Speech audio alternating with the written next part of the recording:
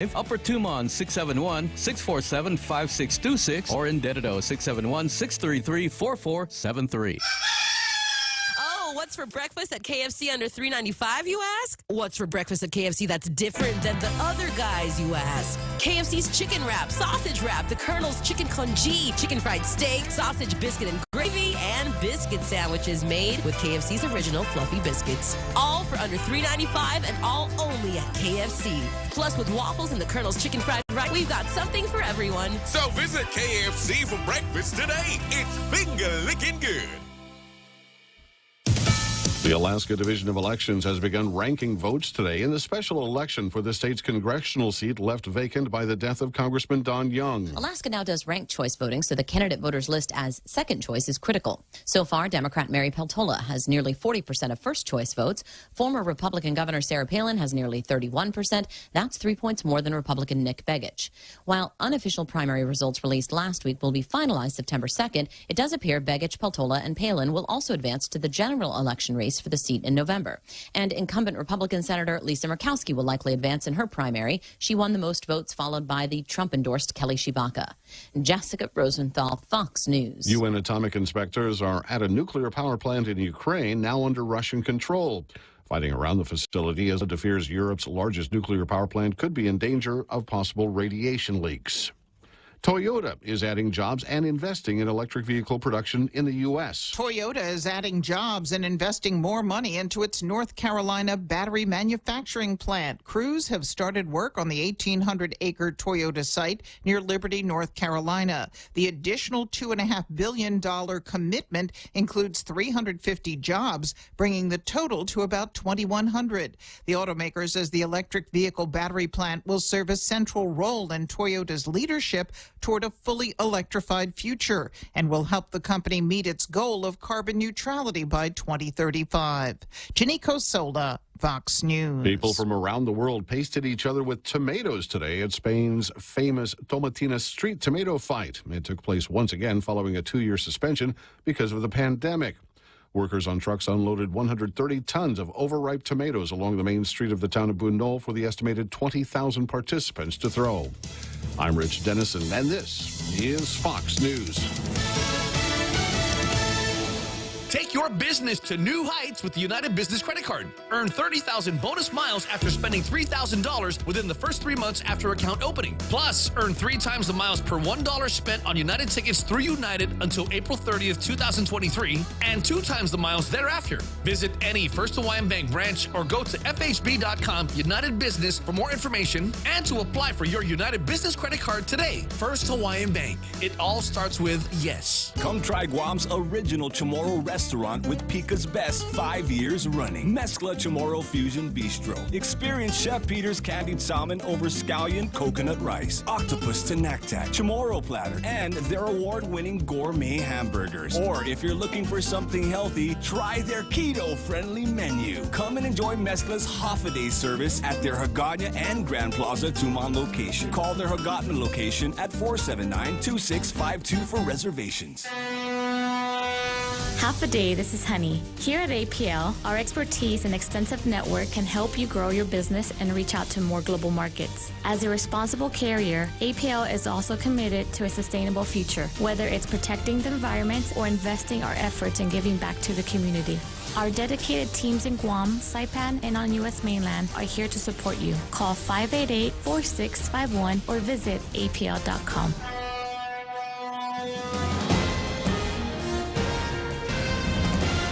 Half a day and good morning, Guam. It's 6:06 on Thursday, the 1st of September.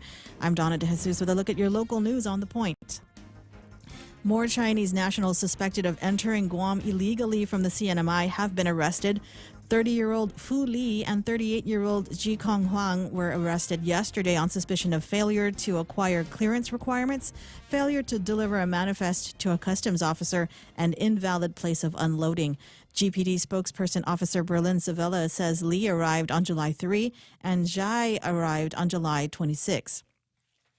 Customs and GPD are continuing to look for individuals suspected of illegally arriving on Guam from the CNMI.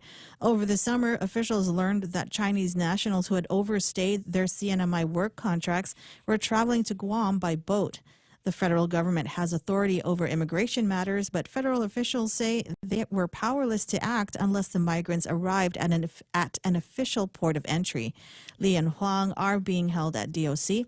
In the last 2 days, 4 of the Chinese nationals who were arrested in the past week had been released.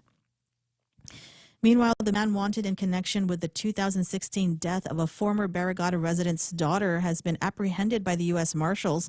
Raymond McLeod was apprehended in El Salvador on charges connected to the 2016 death of his girlfriend, Crystal Mitchell, in San Diego, California. A release states that McLeod is a former Marine who was part of the U.S. Marshals' 15 most wanted list. He has been on the run for the past 6 years. Mitchell's mother, Josephine Wenzel, is a former Guam Police Department detective and former Barrigada resident. She had continued the search for her daughter's killer years after her death by launching a letter-writing campaign to the U.S. Marshals.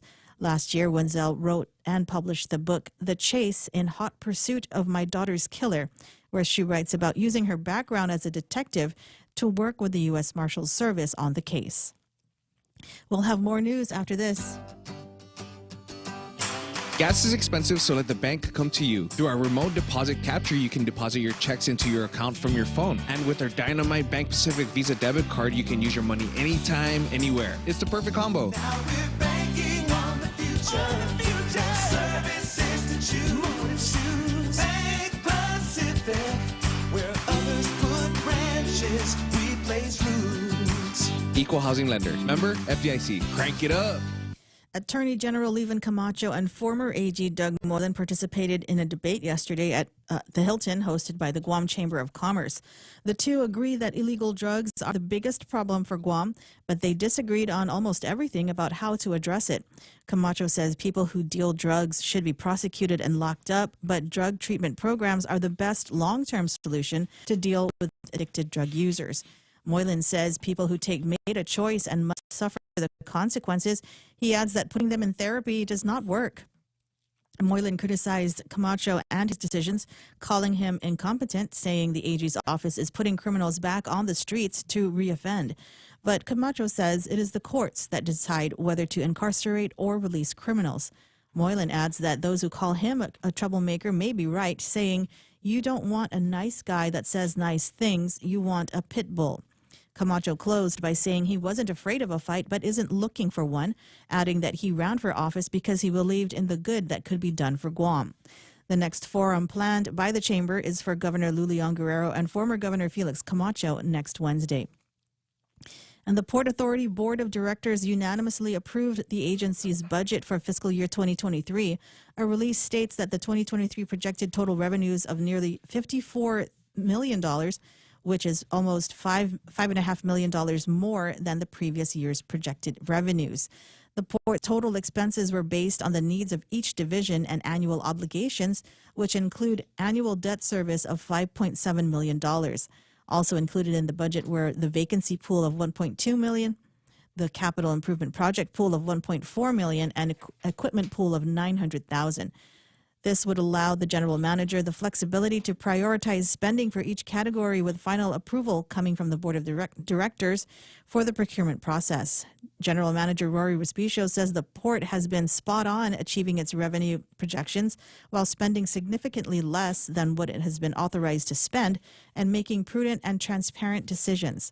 The approved fiscal year 2023 budget can be found on the port's website at portofguam.com. And those were your top stories on The Point. Now here's Ray with your weather. Well, what a great way to spend the morning is going over the port's budget. How about that? Yeah. If you got nothing else to do, Yeah. maybe go to the KUAM website and take a look at the debate that took place yesterday over at the hotel. Very, very good job. I want to say good job on both sides, but I think the best part of it was when Peter Santos shouted from inside the audience, "That just shows you don't know what's going on." I might get around to playing that for you a little bit later on. Oh, it's great. There was actual heckling. I thought it was wonderful.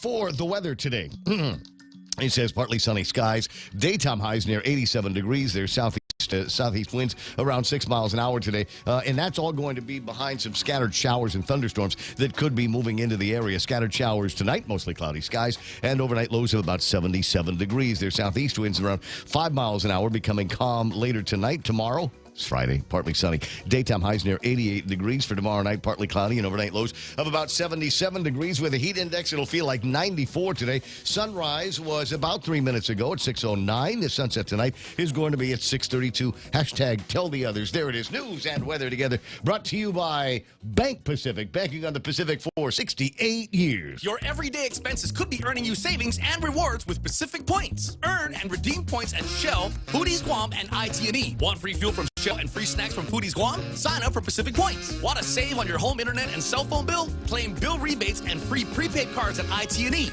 Want to save on travel costs? Convert points to United Mileage Plus miles. Sign up for free at pacificpoints.com or download the app.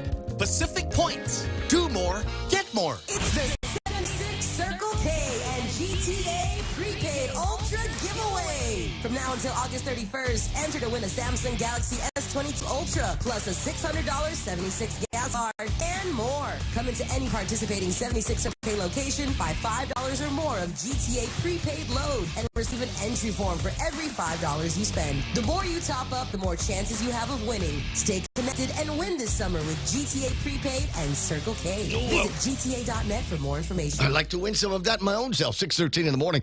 Ray Gibson Show brought to you by APL, American President Lines, a global presence with a local home in Guam Regional Medical City. GRMC is your healthcare partner. The Ray Gibson Show. Morning talk that matters. Call now. 888-TALK. That's 888-8255.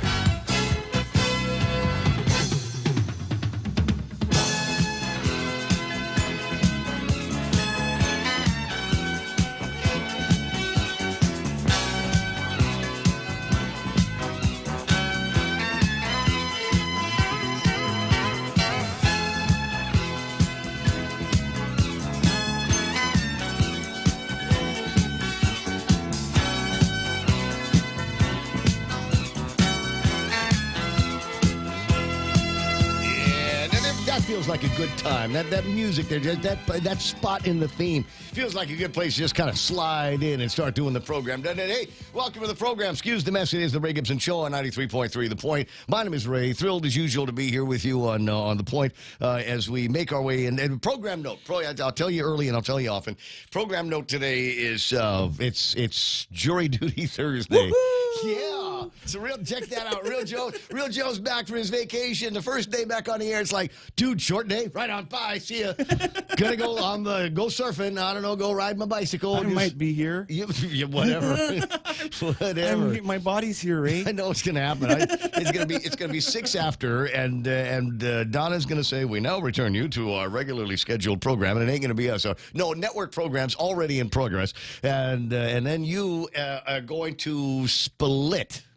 No, actually. No. Now, do me a favor. I'm still a little bit, I don't know, picked up COVID or AIDS or cancer or something while you were gone. So Something's never changed. I know. So you'll need to wipe down a little bit the area because, you can't see it on the radio or see it on the streams, but there is almost always a constant stream of spittle that comes out. I like it, Ray. Yeah. So I'm just saying. I think you have the most rebounds. Just wipe it down, so because I don't want Bob Klitsky to get any, whatever it is that I have, I don't want him to have it. It's one of the few things I'm unwilling to share with the old man. Anyway, 6:16 in the morning, as I said, welcome to the program. I'm thrilled because it's Thursday. I'm not excited about a short show. I'm going to have to try to pack in 4 hours of great radio into the 2 hours that I have in front of us. I will do my best, but I can't promise on a regular basis. I can't promise that there's going to be as much fun like yesterday. Yesterday was it? Did you hear any of the program yesterday? Yes, I did, man. Did you hear Francie lose it? I was foaming at the mouth. Did you hear him go? So was he. Did you hear him go all Tasmanian devil? Yes. Anyways, I had to calm myself too. I don't know if there's going to be it. So I didn't.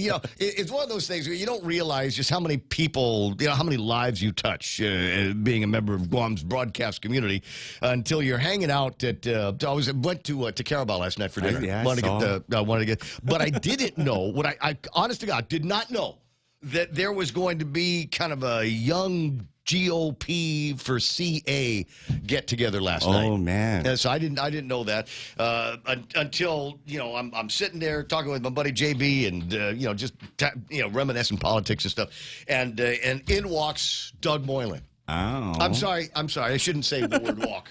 Did the music stop, Ray? No, stride. He strode. He strode in. He strode in like a victorious strider. You know, it's like if he could have been riding one of those dragons in Game of Thrones into Carabao, he would have. That's what it would have looked like. He just kind of strode over and spent a lot of time, yakking with us about what his thoughts about the debate and his thoughts about the upcoming race, and that was fun. And then the rest of these, Camacho-crats started filling up the place, and I thought, okay, wow. well this is interesting. And there's I will say this: there's a number of young, attractive. Both genders, members of the Camacho crafts. Everyone. Yes, they were. Oh, that's right. You just came back from the States. I don't know. You just came back from a blue state too. I did, man. What are your pronouns now? I don't know anymore, man. It was wild. Can you tell friends? Real Joe is back in RJC. I want to say thanks very much to Jose though. Oh, big thank you, man. Mm-hmm. Giving you some time to get out there. Even the Seduce Maasi, my friend. He did a great job subbing for you, and I'm almost completely used to him. So, yeah. And as a producer, you know what that means. Yeah. But anyway, so how was Colorado? It was good, man. That's not what you said. I did the In and Out, and I tried Five Guys repeatedly. Repeatedly. Okay, Yeah. all right. Well, so it was the quest. It was the quest for the ultimate Howley burger. Yeah. Okay, so In and Out. All right, let me because we know each other's burger habits here. In and Out versus Stacks. Oh, Stacks. Okay, In and Out. I'm sorry. The Five Guys versus Stacks. Five Guys. Right. For me. Was it the potatoes? Was it the potato? Was it the fries? You got me there too. My God. Yeah. There's something about this.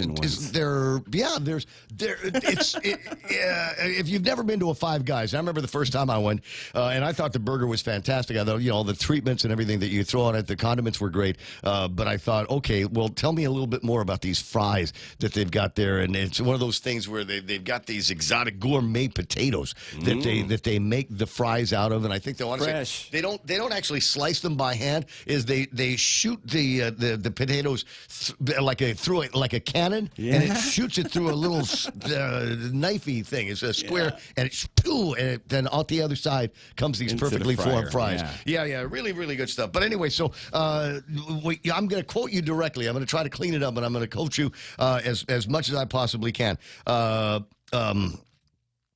Frank traveling. Oh, wow. That's what you said this morning. You were like, I said, how was it? He said, blank traveling. Traveling takes the life out of you, man. Doesn't it? Yeah. Doesn't it? And there's still some twitchy people out there with the masks and all that, man. Now tell me about regulations that made your eyes roll.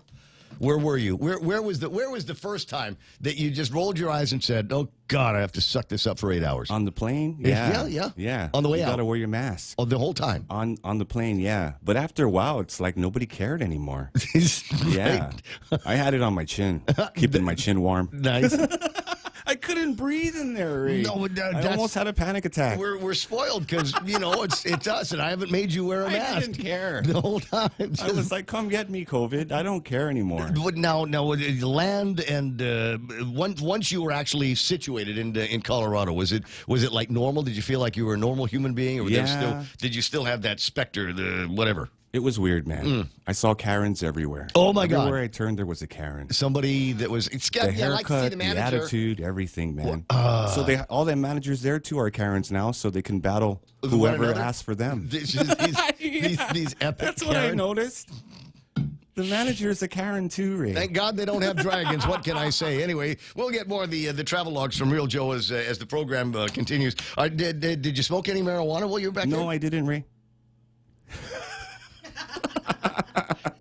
I don't really care what you do when you're off time. It was like Russia there. I was afraid. Oh, yeah. This is where you There's were. a lot of politics going on, man, so I didn't want to mess around. Did you see, like, guys with dark glasses everywhere you went? Yeah. Same guy? Okay, gotcha. So you did smoke. 21 after 6 o'clock in the morning on The Ray Gibson Show. All right, that's Real Joe. Obviously, he's back. 888-825-5888-TALK if you would like to speak directly to him about his adventures there. 797-8255 is the number for the meme machine. And as I said, we can do all kinds of stuff. stuff that you can send out in that direction, files and pictures and whatnots. So by all means, do some of that if you've got some things that you think maybe other people would like. I managed to put this up on the screen a few minutes ago because I wandered outside, noticed that the sun was coming up, and I noticed the color coming through some of the glass brick that we have here was looking kind of nice. I thought I want to go take a look at that. So I went outside, and on the other side of the fence, and I found this beautiful picture.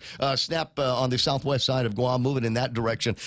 Yeah. Color good. Nice way to bring in a Thursday morning on that side of the island. You got some more like that, or whatever it is that you want to send. Funny memes, videos, audios. If you've got like a favorite portion of the debate from yesterday with my buddy Ernie Galito, who was the not the master of ceremonies. He's a quiz master or something like that of the debate. Outstanding job there, Mr. Galito. And I thought, it's not being an attorney general myself, I'm going to say, I'm going to say both sides did good. Everybody knows I got a bias. You know how much I like Doug Moreland, right? And so.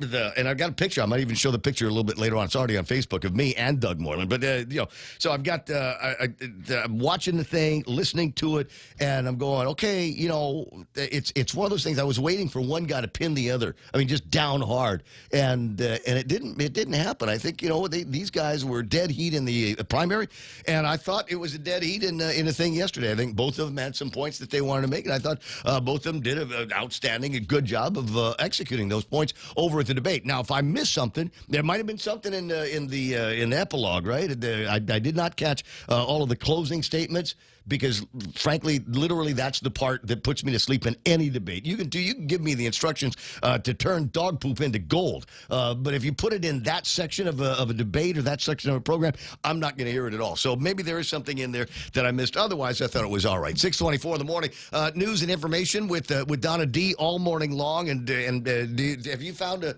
story that you're in love with yet this morning, Donna? No, absolutely not. Well, I'll see what I did front page of today's Pacific Daily News.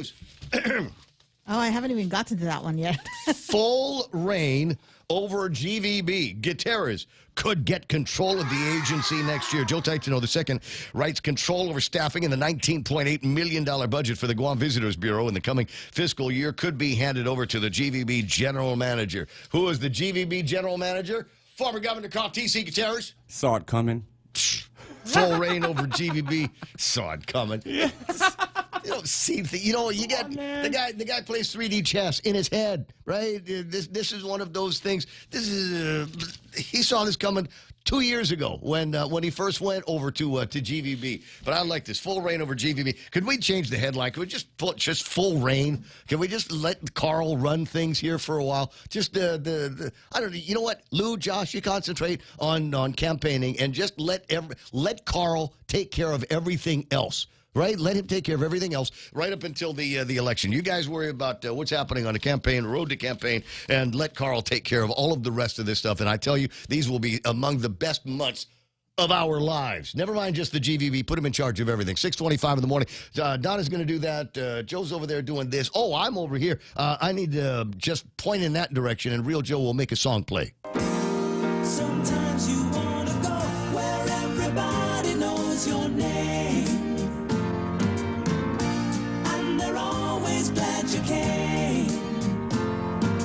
You wanna be where you can see our troubles are all the same. You wanna be where everybody knows your name. You wanna go where people know people are all the same. You wanna go where everybody knows your name. Oh, that's nice. That's nice. Hey, Joe, I hate to bother you, but you wouldn't happen to have a AA battery in there, would you? I don't. You don't? Donna, I can look. Keep the AA batteries. Anybody? Any ideas? I can take the one out of my phone. They're over there?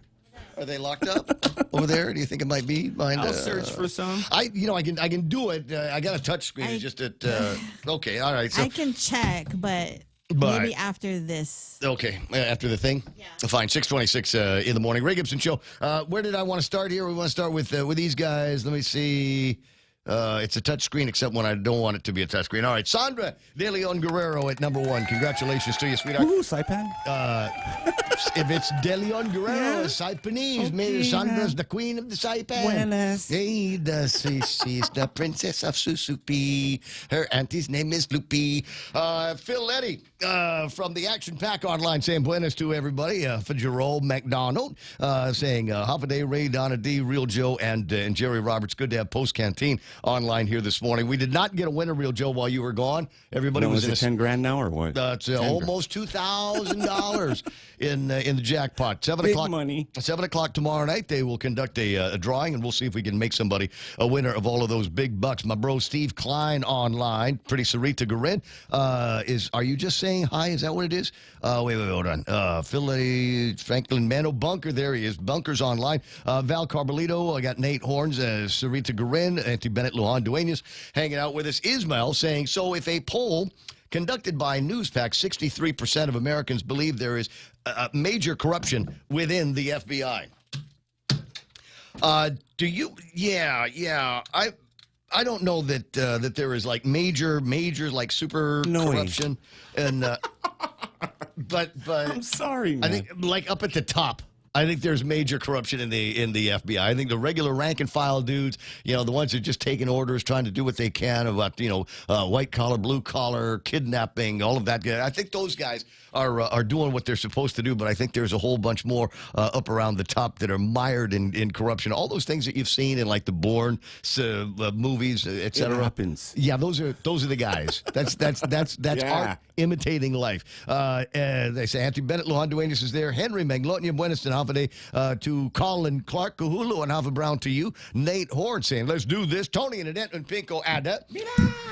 Tony was presiding over everybody last night over at the place. The governor, former governor Felix Camacho. I did not see him, but I did see Champy. But Tony was in there and kind of running things for everybody. Nice. Yeah, it was a good time. Good crowd. Yep. Teresa again. Good morning to you, big man Rico Blancaflor saying half day Thursday. It's going to be fast and furious and fun. Lock them all up, Ray. As it turns out, the people over at the jury place have heard all that stuff before. Where you go, you're guilty, lock them all up. All of the jokes that everybody says about Book going them into jury. down. Yeah, they've all heard that. It's just not funny to them anymore. Anyway, so I'll do my best, sir. Eric Mandel online saying, sup from Tinian.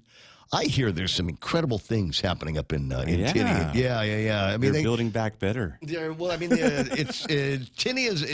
is going to be, near as I can tell, a pocket-size version. Everything that we're doing, that we've got going on here on Guam, there's going to be a little tinier version of it in Saipan or Tinian, right? So divert airfield for if something happens to Guam, like the Chinese are going to come or the North Koreans going to fire a rocket. They're here. We've got a backup. We've got a backup over in Tinian. Give you another example. You know how we got the thing with Netflix, it doesn't buffer because we've got an instance of Netflix here on Guam. Yeah, we're going to have one up there too. So a little tiny version of Netflix. Hub, a little tiny version of Hulu. It's gonna be very, very cool. All that stuff happening up there. They had to do something with what do you call it? The old dynasty. What is it? The casino that they had up there. Real nice place. Hardest bed I've ever slept on in my life. And I asked the guy, I said, why are your beds so hard here? He says, we don't want you in the rooms. We want you we want you gambling. You're here in the gambling or in the eating or drinking, but we don't want you up in the room. Peter J. Santos, attorney at law online, saying, Guten Morgen, auf Wiedersehen. Yeah, that's not what you said yesterday over at the debate. I got that. I actually have that. We're going to play that later on. John Ray Titano is online, and Bennett, Lena McDaniel saying, good morning, Ray, Donna, Jose, the point. It's 91 F in Seal Beach, but the real feel says it's more like 100 degrees, 90 degrees in the shade right now. Lena, come back to Guam. This is one of those weird cases where it's actually cooler on Guam than it is in It's the Burr months, man. How was it? So welcome to the Burr months, right? September 1. What was the temps like in Colorado? 50s, 60s. Ooh, sweater weather. Yeah, was it it was, nice? man. Yeah, that's sweet. Zortz Cabrera is online. I see Patty Santiago, Tim Zedeker, Jose Tetpago Jr. I got the Ismail. What's he saying? Governor Newsom of California, who is also Nancy Pelosi's nephew, who has made it law that only electric vehicles will be sold in the state by 2035, has demanded that people do not charge their vehicles because it causes rolling blackouts. You don't. You can't make this up. No, man. you can't. You absolutely can't make it up. It is amazing that we seem to be governed by imbeciles. We seem to be governed by imbeciles. The more that we are learning about the last couple of years, the imbeciles over in the CDC and the WHO and all of those guys that just came out flying and your rules, regulations, shut everything down, pulled the planes out of the sky, everybody in mask and 6 foot distancing and all of this stuff. And now they're coming back out saying, ooh, sorry, yeah, some of that might have been an overreach. And because, near as we can tell, there was never any science behind it. And sorry, we made you do it and it didn't work. So, wow. Sucks to be us.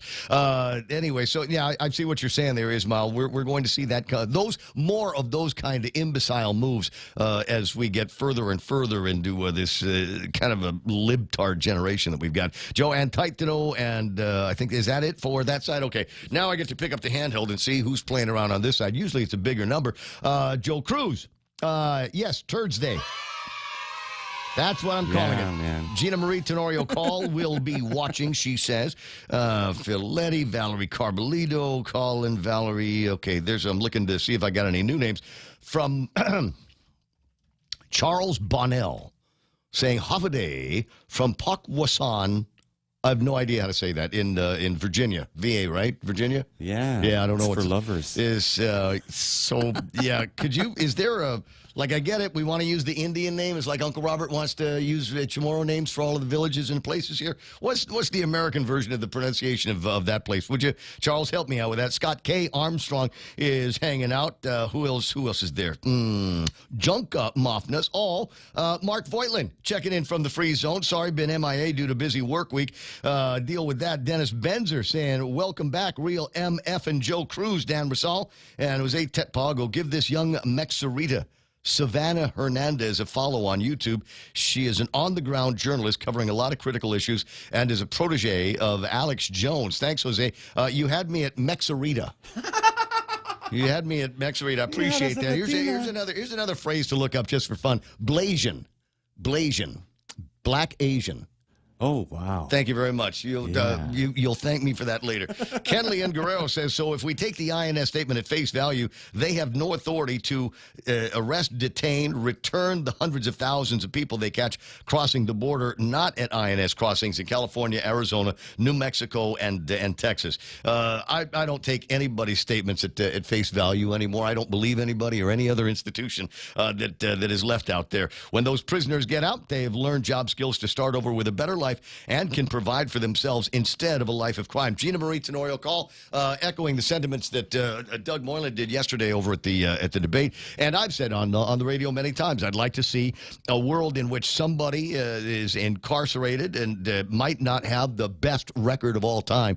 But tell you what, you stay in prison, you get into one of those prison industry programs, or learn a skill, a vital skill, IT, plumbing, electrical, tile, cabinet work, whatever, something that you can get certified in. You get your certification while you're in jail. When you get out, then I go to bat for you over at the courthouse and have your record expunged so that you can take that certification and work at any company on Guam. Don't have to, no fear of anybody looking over your shoulder. Or go over to, you break in someplace, you can fix it on the way out, right? Yes. But get yourself one of those good jobs on the base, right? Because there's a lot of guys that maybe got those skills that that aren't going for it because, they know the good jobs are on the other side of the base and they can't get there because they didn't pee clean once upon a time. All right, who else is there? Bandits Online. I got Bertha Maza Cruz, Pat Saho, and Peter J. Santos saying, welcome back. Joe Fisk, Melinda St. Nicholas McMullen. Good to see Keenan McCausland. Also welcoming back Real Joe. Greg Fausto, Anthony Diaz Taylor, John Marich, KLB Guam A, Sarah Lakes Online, Harvey Egna. like a victorious Roman emperor. Yes, striding. There was Doug Moreland striding into Carabao yesterday. Bertha Mazza Cruz, Gerald Young, Stephen Klein says 5 guys has awesome fries. Sherry Iriarte, Nick Perlowski's there. I got Heather Perez. Good morning to you. Dagreal Joe, what airplane were you on? We didn't have mandates. We didn't have mask mandates on our flights. All the flight attendants were Karens, Ray. They were really. They followed me everywhere. It's the old kind, right? They're like, oh, you're on vacation? Here's a Karen for you. we were assigning you a Karen for the duration of the trip.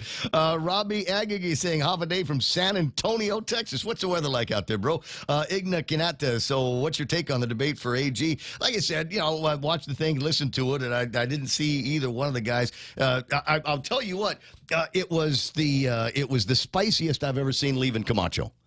That's a big statement. That's a big statement, right? Because you could tell he was spicy. He was spicy. I like it. He was trying to match the spiciness of Doug Moreland in the thing yesterday. Rudy Rodolfo, the original Burger King, online here this morning. Southwestern Whopper still available for you guys. Jago Jarhead, try 5 Guys in Utah. Not bad. Really do miss the Guam Cool Spot, says Brennan. No conversation about hamburgers on Guam is complete unless somebody invokes the name of Cool Spot. Eddie Mesa is there. Rita Sarita Guerin, obviously there. The hot sister of the program. Pam Duvall is there. Sandra, Mark, and Francis Ishmael. And a bunch of, it's a big crowd today. I don't know if I'm going to be able to make it all the way through the list here. But I would like to say thanks very much, everybody, for checking in this morning. I do appreciate it. I'm here, and I'm really, really glad that you are there. Melissa Mendiola Perlowski is online. For those of you that want to know what kind of woman out there is just an unbelievably strong, attractive woman, what kind of woman could possibly stand Nick Perlowski for as long as they have been married? I want you to right-click on her name. Right-click Melissa Mendiola Perlowski is the Sarge of that house. And God bless you. Yes, and that's all we got to say. I appreciate you for your adult supervision, baby. When Roe is online, and Joe and Goko is there as well. All right, so a lot of items on the short table of contents that we've got, and if you'd like an idea of what it is that we may or may not be talking about, then all you need to do is listen to this. It is a primer on the news with Donna De Jesus at 6:38. Time for the 6:30 news. Donna, what happened? 37-year-old Vincent Aaron Leon Guerrero was arrested after beating and choking a woman. Court documents state that police responded to a disturbance at a Dedido home on Monday. The victim told police that Leon Guerrero threw a bucket and a coffee cup at her. He then forced his way into a room that she ran into, climbed on top of her, and choked her with both hands. Another person at the home came into the room to try to pull Leon Guerrero off of the victim. He was charged with multiple counts of family violence. Meanwhile, GDOE is going to assess FBLG Middle School in Jigo today after part of a ceiling fell onto a campus walkway. The incident came 2 days after a 5.8 magnitude earthquake struck the island. The chunk broke off around 4 o'clock yesterday afternoon after students were dismissed from classes. GDOE Deputy Superintendent of Operations Erica Cruz says maintenance crews will continue to assess damages caused by the earthquake and to remove more of the loose cement. And IHOP is hosting a 2-day job fair this week in Tamuning. They're looking for residents to fill job positions for the reopening of their Tumon location's dining room. The restaurant is looking to hire servers, hostesses, cooks, supervisors, and managers. The community is welcome to apply at IHOP's job fair from 9 to 3 today and tomorrow at the Applebee's restaurant in Tamuning. And those are your local headlines on The Point. Now back to Ray. So they're going to try to reopen the Tumon location. Is that what it says? Yeah. That's awesome. That is awesome. Wow. That would be a sign that we're coming back out is when they reopen the IHOP down there. And maybe one day they'll go, maybe the restaurant gods will smile upon us and say, bring back the Red Lobster. We are now in a place where we can bring back Red Lobster. Bring back the butter. Can while we're at it, we got to do that one of these days when I've got more time and it's not just one of those kind of ad hoc thoughts in my head. We got to think about all the restaurants that we've lost over the last couple of years due to COVID-19 and which ones we want back. All right, I was just kidding about Red Lobster. I could live without it. But Chuck E. Cheese. I miss Chuck E. Cheese. I pass by that place all the time, and I remember great times with the family and the actually good pizza that and I they like made their salad. over their at salad Chuck E. bar Cheese. At Chuck E. Cheese's? I don't ever remember eating the salad bar over like That to was think. good. So what I used to be able to do is just kind of run over and grab a 6-pack of beer somewhere, leave that in the parking lot, go inside, eat my pizza, and then come outside and drink some more beer. Yeah, Super Dad is. I think that was my nickname there. So you got places like that. Kitchen lingo. I want to bring back kitchen lingo. Ah, Poke Fry. Poke Fry. Poke Fry. It's like they tried so hard, you know, and then between all of the ridiculous rules and regulations and the cost of everything going up, and I don't know, it's all these different places that we've lost over the last couple of years. We'll say a silent prayer for and hope that one of these days we might be able to have something like that coming back. 641 on the Ray Gibson Show. We'll take a look at what's happening in traffic. Let me get this on the meme machine. I want to give you an idea of how interesting and unusual Guam is. This time yesterday morning, this is what it looked like over at the backyard at Pirates Cove. It's coming down in sheets. You remember yesterday? You remember the weather yesterday? Made everybody all freaked out like Francis. And now this is what it looks like this morning. Bang! It's a whole different beautiful day. Eastern side of the island looks like it's absolutely going to be cranking. So if you're thinking, you know, where do we go to get a cold beer and appreciate the ocean? Sounds like Pirates Cove might be the place to do it. 642. I'll be right back. The Super American Circus is here, and Circle K is giving away free Circus Kids tickets. Drop by your closest Circle K location and get up to 4 tickets absolutely free. So come one, come all, and enjoy free tickets to the greatest show on island today. Circle K, take it easy. Ticket is valid for kids 12 years old or younger with purchase of preferred tickets. Is your business ready for digital transformation? The latest Wi-Fi technology is here, and it's Docomo Pacific's WorkPass, powered by Plume. WorkPass unlocks connectivity, productivity, and security tools all in the palm of your hand. Access features like adaptive Wi-Fi, guest and employee networks, evolving AI security, plus so much more. To learn more about WorkPass, visit business.docomopacific.com. Docomo Pacific Business. Work better together. JV International Safety Equipment has it all for you. Fall protection, rain gear, traffic signs, speed bumps, custom signs and banners, PPEs, fire extinguishers, plus more. Check them out on Facebook at JV International Safety Equipment Company or visit their website, www.jvisec.com. JV International Safety Equipment, Guam's leader in occupational and environmental safety equipment. Call 688-9524. JV International Safety Equipment, located in Harmon Industrial Park. 643 on the Ray Gibson Show. Quick look at what's happening on roadways because it's too early to have anything crazy. I don't see a whole lot happening up in the north end of town. It looks like traffic smooth into the Jigo area and up around Anderson Air Force Base. Maybe a little bit of gate traffic. Otherwise, southbound, not bad. Now's a good time to get on the road because you know it's going to be crazy from about where the Woostig Road all the way into Y Sing Song before too much longer. And it will meet up with a little bit of traffic coming down from 1 and 3. Very, very light right now. Just intersection traffic, mostly everywhere. 8, 10, and 16 looking good. 10 and 15 and 4 and 10. Not bad at all. Not even dogging out traffic on Route 8 this morning. Route 4 looking good all the way into the downtown Hagutnya area. Will there be flooding down at Polaris Point here this morning? You know, it seems like if one drop of rain falls, then the answer is yes. They had to close it. One lane worth of traffic through there yesterday morning. Oh, it's awful. And then we've got, so it looks like there might be a little bit starting to build up right about now. And then 1 and 2 looking pretty good over at Big Navy. It's 644. There's your right now traffic. This is The Point. I want my children to be healthy and safe for the new school year. That's why I made an appointment at the FHB Health Center for their annual checkups, vaccines, physicals, and dental exams. FHP pediatricians and dentists deliver the highest quality of care. I trust them. So can you. Receive a free gift with your child's checkup. For an appointment, call 671-646-5825, press 1. Most private insurance plans accepted. FHB Health Center. Our island, your clinic. Hockaday, this is Clara Manglania from Security Title. A power of attorney can be a useful tool in a real estate transaction, but if abused, it can result in devastating loss. Choosing your representative should be done with the utmost care and should be very specific about the powers being granted. To mitigate loss, the team at Security Title confirms with the owner prior to using a power of attorney to sell the property. Each transaction is unique. Let the professionals at Security Title use our experience to facilitate a secure closing. We are here to help. News to fill your mind. Talk to get it out. The Ray Gibson Show. Call now, 888-8255.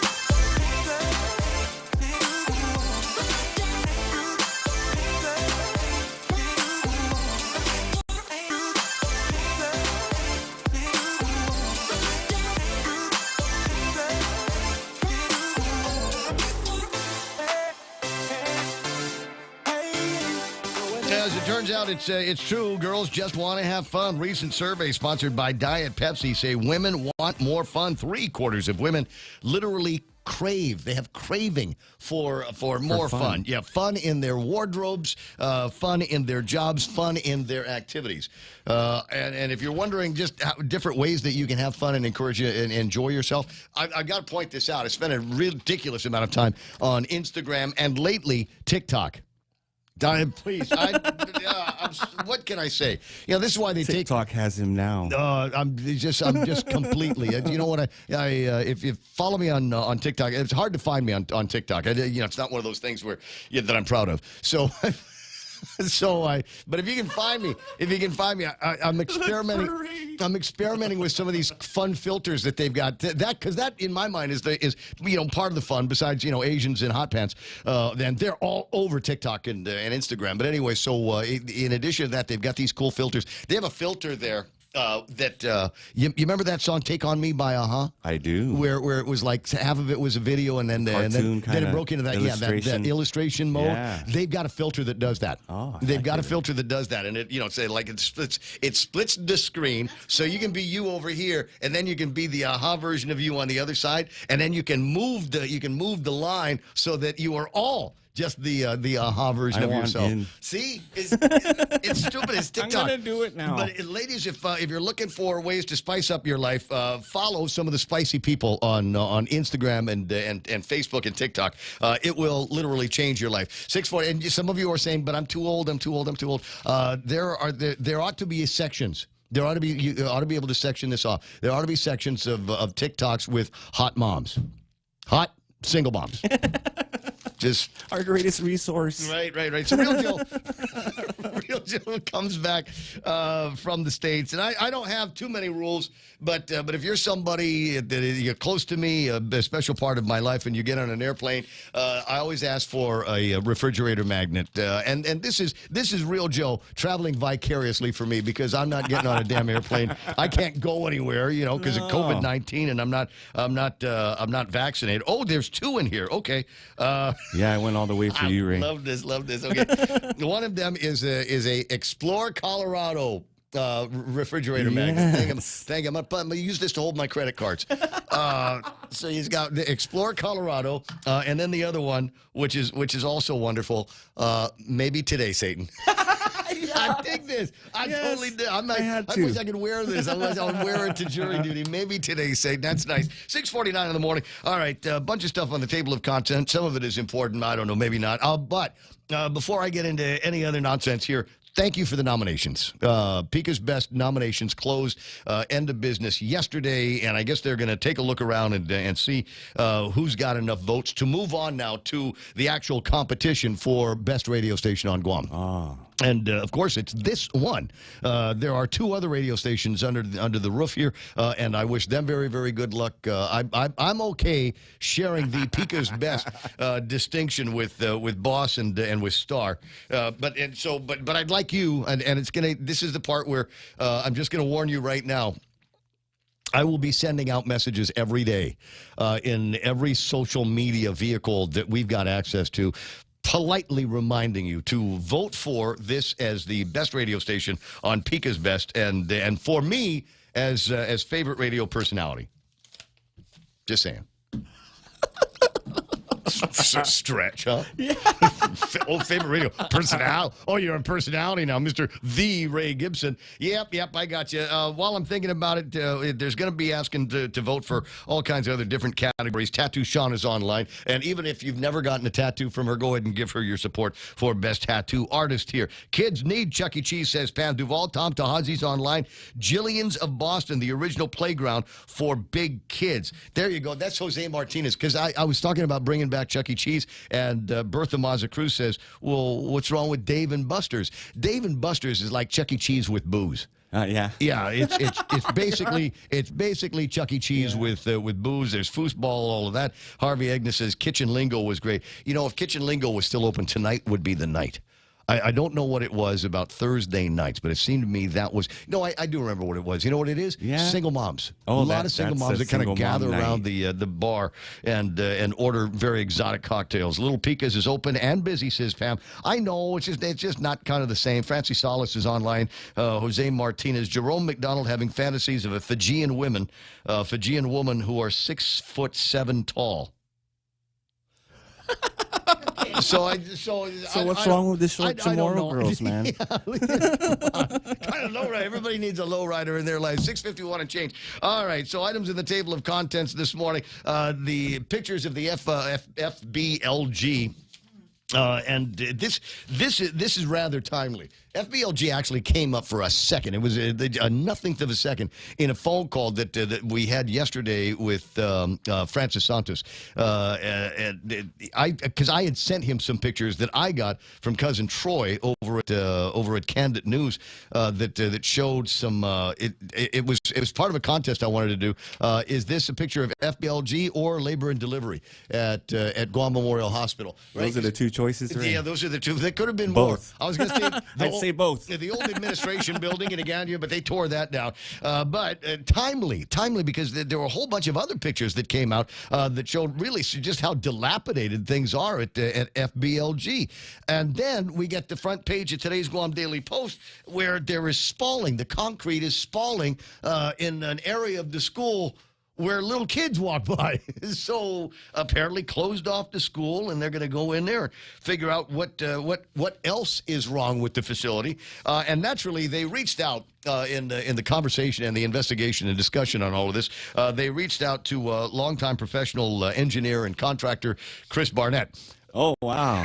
Yeah. I love this. He knows his spackle. All we hear about during elections is how great everything is, but our families know we're struggling with these same old issues, said Darrell Chris Malfunction Barnett, longtime media personality who's currently seeking a seat in the 37th Guam legislature. Chris, this is not going to endear you to Adelup. This is not going to continue to endear you to the all-in people. You got a feeling that every time that Chris opens his mouth, he makes somebody over to Adelup's butt twitch. You know, just going, oh my God, why did you have to ask him? There's 29 other people that are running for office. And you reached out to him? My God. School facilities are in many cases beyond repair, and we see here our schools are literally falling down around our students. We need our leaders to face the reality our children's do. Maybe then we'll see real changes. Then you've got to flip over to page 4. They matter most. Acting GDOE Superintendent Francie Santos is expected to visit the home of the Hawks Thursday morning to survey the problem. May I make a suggestion to you? Don't send Francis. Send somebody that knows how. Jess Mendiola. Send Jess Mendiola. He knows how to mix concrete and put it back up on the thing and make it so that whatever has fallen down, number one, is replaced. But he maybe can do it all. Well, you got to. There are guys that know how to do this, right? It's concrete falling. What happened is maybe the sand reacting badly with the rebar on the inside. The rebar exposed one way or the other the air, and it starts to rust and expand, and that causes it to break the concrete. So what you got to do now, I have experience with this, is you got to go and chip out the bad parts of this and replace now, if you can, the rebar, the structural rebar, and then put something else, put some more concrete in there, maybe some reinforced stuff. It's going to be a little pricey. So that it doesn't fall down. Well, it's for the kids. It's for the children. It's for the children, and everybody talks about how important the kids are. So I can't necessarily disagree with Chris Barnett. 6:55 in the morning, and wait a second, we won't be able to fix the spalling because we use that CIP money from the Fed. We use that to pay the teachers. We get the pay raise for the teachers. Money's tight right now. Yeah. We'll just teach the kids outside. You don't need to go inside. Never mind inside. We'll just go to ERC, go get me a couple of 20 by 30s. And we'll teach the children outside of the schools. I'll help you put it up. That's the way it's going to be. 6:55 on the Ray Gibson Show. Yeah, maybe today, Satan. Maybe today. A bunch of other stuff on the table of contents. Stuff I'm going to have to make up. We're all very excited about the idea that the budget has been approved over at the legislature, including language that would provide a sense of real leadership over at the Guam Visitors Bureau. There are questions about okay, who's in charge now? Is it the board? Is it GVB management? And it looks like some of those questions have been settled over at the legislature, at least for now. And we'll see what magic Carl Gutierrez can continue to pull off. That wasn't the most exciting news to come out of GVB yesterday, though. Most exciting news coming out of GVB has to do with what decisions that are being made in one of our major source, in fact, the major source market now, which would be South Korea.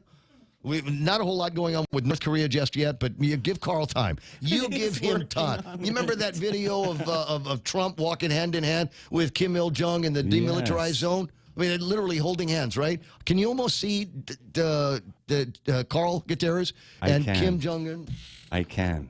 Stepping across the borderline there. Okay, never mind Kim. No. Kim, all right, Kim's sort of crazy-looking hot sister. That's what I'd like to see here. I'll go in your place, sir. Guam Visitors Bureau President CEO Carl T.C. Gutierrez issues the following statement. We are extremely pleased South Korea will lift its current pre-travel COVID-19 test requirements for inbound travelers later this week. And then he goes on to blah, blah, blah, blah, blah, partnership with Governor Liu. And because every time they've got to mention Liu and Josh in every press release that comes out of the governor's office, regardless of whether they had anything to do with it or not. Currently, South Korea requires inbound travelers to show a negative test result within 48 hours of their PCR test or within 24 hours of their rapid antigen test to enter the country. While South Korea will be lifting its pre-travel test requirements day after tomorrow, we also want to make it clear to anybody wanting to go to South Korea, they will still need to take a PCR test at their own cost within the first 24 hours of their arrival. So what's basically happening is right now, South Korean tourists will wait in one of about 5 different places that we've got here on Guam, and GVB is paying for their test. Well, they will still need to get a test, but the South Korean government will pick up the tab for them when they get back. This doesn't apply to guys like me and you that are getting on the plane to go to South Korea. This applies to inbound residents, and that's one less thing. It's an additional less thing for them to worry about. So they can get their test and have it paid for by the government of South Korea. And I think this is a big deal. Hopefully, we'll see some of the same kind of overtures happening in Japan. I don't know. They tend to be still twitchy about things in that country. 6:58 and change. We've got, it's the 1st of September. Do you remember? This is one of the happiest songs in the world. Listen, if I say do something this morning that makes you crazy, dig out Earth, Wind & Fire September, which I'm told is among the happiest songs in the whole wide world. It looks like today is the first day that we're going to see some changes. Hi, my name is Ray. I'm in the media, and I'm looking at the media, and I was kind of curious as to who it was that we would be hearing from. Remember, they got rid of Lee Weber and a few other people over it. I think they were trying to just get rid of Lee, but they made it sound like, we're going to be making some major changes to our editorial contributors on the pages of the Guam Daily Post. Looks like he has been replaced, or the Thursday person has been replaced with Senator Mary Camacho Torres, who talks about rhetoric versus record. What matters more? And she'll take you through all of that. Is this going to be a permanent inclusion in the Guam Daily Post since she's not running for the 37th Guam legislature? Well, we'll just have to watch and wait and see. Closing in on 7 o'clock in the morning, managed to burn that hour off. What do we got coming up in the next hour of the program? Fox News Live. Donna D's going to have a look at whatever big news stories there are right now. I will come back. Jerry Roberts is going to be doing the extra point. Stick around for that.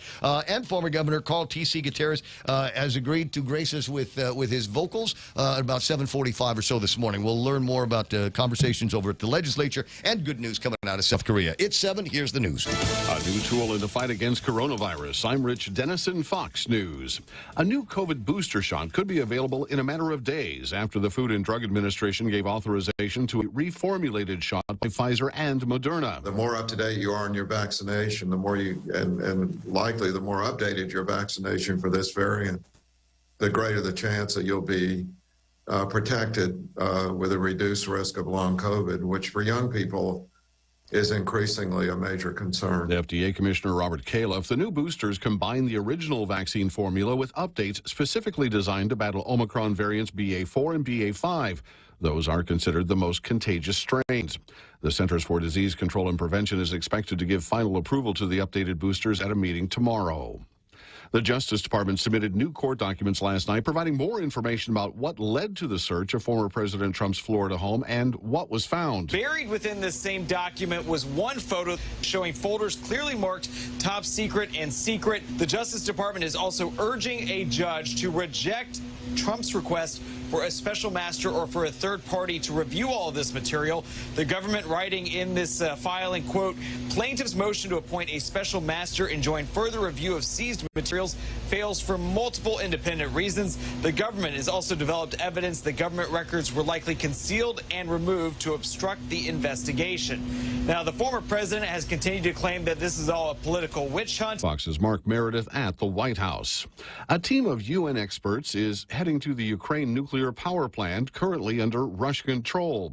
Officials fear that facility could leak radiation as battles between Russian and Ukrainian forces continue in the area.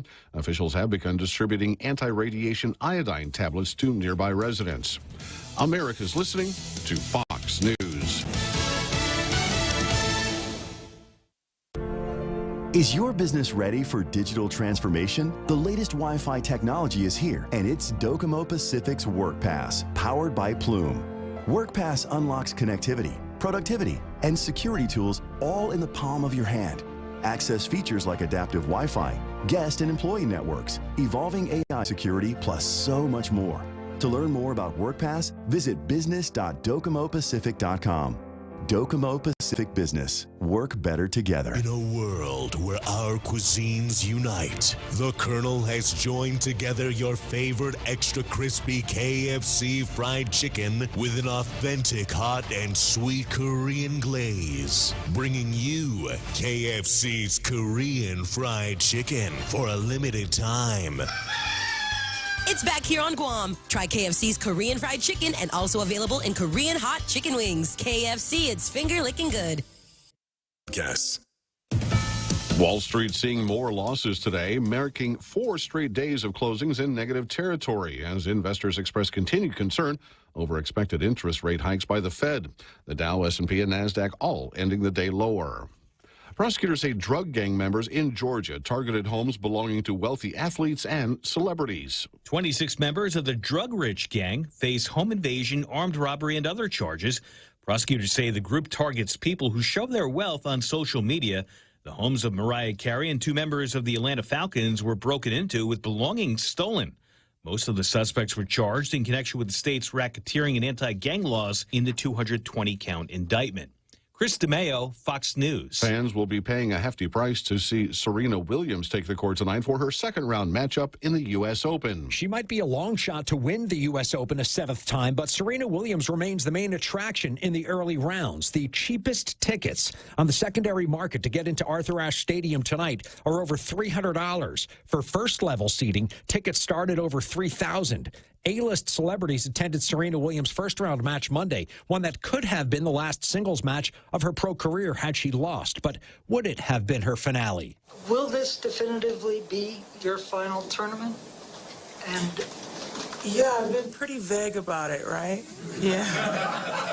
I'm going to stay vague because you never know. Serena Williams plays the world's second-ranked Annette Kontaveit tonight. Jared Max, Fox News. NASA will try again Saturday to launch its new rocket and uncrewed capsule on a test flight to orbit the moon after engine trouble halted the countdown this week. Officials say it's possible a bad sensor was the reason for Monday's scrapped launch. If successful, it will be the first capsule to fly to the moon since NASA's Apollo missions 50 years ago. I'm Rich Dennison, and this is Fox News. Go green, go hybrid. Go to Nanbo Insurance, and your next power bill is on us. Insure your hybrid car at Nanbo and get up to $350 towards your next power bill. That's instant savings for keeping our island clean and green. Nanbo has been providing Guam with over 50 years of reliable and affordable auto insurance. At Nanbo, it pays to go green. Terms and conditions apply. Visit nanbo.com or call 477-9754 for details. Wow, nice smile. So perfect and all. Thanks. I owe it all to Dr. Robert Yang and his smile team. They do wonders for a healthy, happy mouth. Got teeth? Don't wait until they hurt. Schedule your routine checkup and cleaning with Dr. Yang and his smile team. Suite 119 in the East West Business Center, Upper Tumon. Call 647-8702 or 3. The best thing that happened to teeth since toothpaste. Dr. Yang and his smile team. They make smiles happen. Check out the newest hydro and garden center to hit Guam, Crop King Hydro. We have a huge selection of plant nutrients, soils, hydroponic mediums, organic pest control pumps, plant support, tools, and much more. Call 635-4769. 635-GROW. Open Monday through Saturday, 10 to 6 at the Deditos Tina Mall, right across from Payless and Paradise Fitness. For whatever you grow, think Crop King Hydro. Crop King Hydro. Half a day, it's 7:06. I'm Donna DeJesus. Here's a look at your local news on The Point. A man who previously pleaded guilty to a July 2020 drug raid was charged in connection to possessing meth, Percocet, and Xanax. Court documents state that Uriah Cruz Cooper was the passenger in a car that was stopped for an equipment violation in Manila in mid-July. Officers searched the car and found a blue cylindrical container with a white powdery substance in it. Cooper said it was Percocet, which contains the Schedule II controlled substance oxycodone. A clear glass pipe with suspected meth residue and a resealable plastic bag containing about half a gram of meth and Xanax pills were also found. Cooper said the drugs belonged to him, admitting that he did not have a prescription but uses the pills to self-medicate for pain from a past surgery. He adds that he uses Percocet to fall asleep and meth to help him stay awake. He told police that he had smoked meth 2 days earlier. Cooper was charged with 2 counts of illegal possession of a Schedule II and a Schedule IV. And 21-year-old Hunter Neil Reichert was arrested earlier this month in connection to a June 5 crash near Ocopelas that sent Joseph Gamboa to the hospital with serious injuries. The 2-car collision occurred at around 2:46 early morning of August 12. A video circulated on social media showing a truck coming down Fahrenheit Avenue and speeding through the intersection before crashing into a sedan, also going through the intersection on Carlos Camacho Road. Gamboa was taken to GMH and had to undergo surgery, had 6 broken ribs and other injuries. Reichert, a Navy sailor, was taken to the U.S. Naval Hospital with non-life-threatening injuries. Reichert was booked and released and remains in the military. The case was closed and forwarded to the AG's office for review. Spokesperson Carlina Charfaris says the AG's office has up to 3 years to decide whether to charge a person with a felony and 1 year for a misdemeanor. More news after this. Come try Guam's original Chamorro restaurant with Pica's Best 5 years running. Mezcla Chamorro Fusion Bistro. Experience Chef Peter's candied salmon over scallion coconut rice, octopus to naktak, Chamorro platter, and their award-winning gourmet hamburgers. Or if you're looking for something healthy, try their keto-friendly menu. Come and enjoy Mezcla's half-a-day service at their Hagåtña and Grand Plaza Tumon location. Call their Hagåtña location at 479-2652 for reservations. Lawmakers voted to pass a $1 billion budget for GovGuam's fiscal 2023 a little after 9:30 last night, despite disagreements across party lines. The Budget Act passed 9-6 votes and has headed to Adelup for Governor Lulian Guerrero to sign off on or reject. Republican Senators Tony Ada, Frank Blas Jr., Joanne Brown, Chris Dueñas, and Telo Taitigui voted against the measure. Taitigui says the budget reflected a fiscally irresponsible trend by some lawmakers as the island's artificial economy was propped up by unemployment payments and federal money. The upcoming budget is the first in recent years to surpass the pre-pandemic fiscal 2020 budget of $954 million and is about $85 million more than the current fiscal years. The biggest line appropriations from the surplus include $26.3 million for the $500 power credit to ratepayers, $25 million for LEAP, $10 million for road repairs, $15 million for repairs at GMH, and $5 million for the recruitment of specialist physicians. As for the next fiscal year, the Guam Department of Education will get a bigger budget from $205 million to $231 million. About $26 million of that increase will go towards the across-the-board 20% base pay raise for educators. Charter schools will see an increase in funding from $11.43 million to $13.47 million. The Mayor's Council of Guam, on the other hand, will only see about $7.5 million next fiscal year, down from the current $10 million. Governor Lou Leon Guerrero has about 10 days to take action on the budget. And control over staffing and the $19.8 million budget for the Guam Visitors Bureau in the coming fiscal year could be handed over to the GVB General Manager, a seat currently held by Carl Gutierrez. While GVB's board typically has oversight of staffing and spending, a section included in the miscellaneous provisions of the budget bill would give the General Manager that power for fiscal year 2023 only. Senator Amanda Shelton tried to remove the section during budget discussions on Tuesday night, but Budget Chair Senator Jocelyn Augustine objected, stating that the language giving the general manager control over operations had come from GVB's management during their budget request. He added that the economy is trying its best to rebound on tourism and to let the board figure things out after their self-imposed suspension. Earlier this year, Gutierrez accused GVB's board, mostly made up of members of the tourism industry, of violating the open government law by meeting in secret and voting for GVB initiatives that benefited their businesses. The agency's board moved to suspend meetings until further notice in May. And those were your top stories. Back to Ray with weather. Yeah, I got a feeling there's going to be more fireworks on that before you know it. 7:11 in the morning on the Ray Gibson Show. Yeah, there's going to be some weather today. We've got scattered showers and thunderstorms possible in the forecast here today. Let me get the weather map up on the screen. Now, what's interesting that you cannot see in this weather map, and I'll show you where Guam is right now. And it looks like we might be in the clear, but we've got some stuff coming in, drifting in from the southeast that could impact weather here today. We'll just have to keep our fingers crossed that it does not. Otherwise, partly sunny today. Daytime highs near 87 degrees. Their southeast winds about 6 miles an hour. Tonight, scattered showers, mostly cloudy skies, and overnight lows of about 77 degrees. Tomorrow, partly sunny and highs near 88 degrees. We've got a heat index of about 94 today and sunset at 6:32. Now, as I said, I wanted to get this up on the screen so that you could see it. What is interesting is not where we are here, but if I could scooch over to the west and then to the north, would you look at that monster that is out there? It's one of those things, unless you are looking for it, you don't know that it's going to be out there. That is something that is going to be wreaking havoc. Looks like it wants to wash over some of the Japanese North Islands of Japan in the next day or so. I'll see if I can get some information on that. If I get otherwise inspired and get that on the air for you, it could impact some of your travel arrangements. In the meantime, 7:12 in the morning, there it is, news and weather together on The Point. Becoming a homeowner for the first time could be a little nerve-wracking, but it certainly doesn't have to be, especially if you have Lolita Kamet of Hoffaday Realty guiding you every step of the way. So have no fear. She also specializes in land sales, commercial leasing, local residential sales leasing, also military and corporate new relocation. So for all your real estate needs, take the first step in the right direction with Lolita Kamet of Hoffaday Realty by calling 671-688-6743. That's 671-688-6743. Get ready to save up and chow down with Pacific Points. Now you can redeem Pacific Points for UnoGo wallet credits and enjoy huge savings on food delivery. Order from over 80 restaurants and have it delivered straight to your door. Continue earning points when you fuel up at Shell, shop at Foodies, purchase ITNE prepaid load, and pay your monthly ITNE bill. Then get ready to claim your rewards.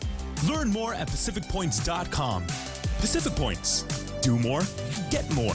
Oh, that's nice. 7:14. I just crossed over the one of the milestones there. I am now a Sapphire member of the points. And first thing the lady tells me, she says, "Oh, congratulations! You have free car wash, Mr. Gibson." I'm like, nice. All right, I might go check that out next time I'm up in the area. 7:14 in the morning. Sorry, but portions of the program. That cough's going to go over great over at jury duty. Where was I? 7:14 in the Ray Gibson Show. Portions brought to you by APL, American President Lines, global presence with a local home, also being brought to you by the crew over at Security Title. What do they do here? They make it so that you can, with complete assurance, buy a piece of property. There might be some fly-by-night guys out there that'd love to sell you a thing, and then when you finally look at the paperwork, go, hey, this guy doesn't actually own this property. That's among the things that they do, and they will work you through an entire escrow process. They ought to be the first people you talk to, because they're going to be the last people you talk to in a real estate transaction. Every time I've ever signed the papers over at the bank, somebody from Security Title was there in the room with me. It's 7:15 in the morning on the Ray Gibson Show. The Coconut Wireless is back. The Ray Gibson Show. Call now, 888-TALK. That's 888-8255.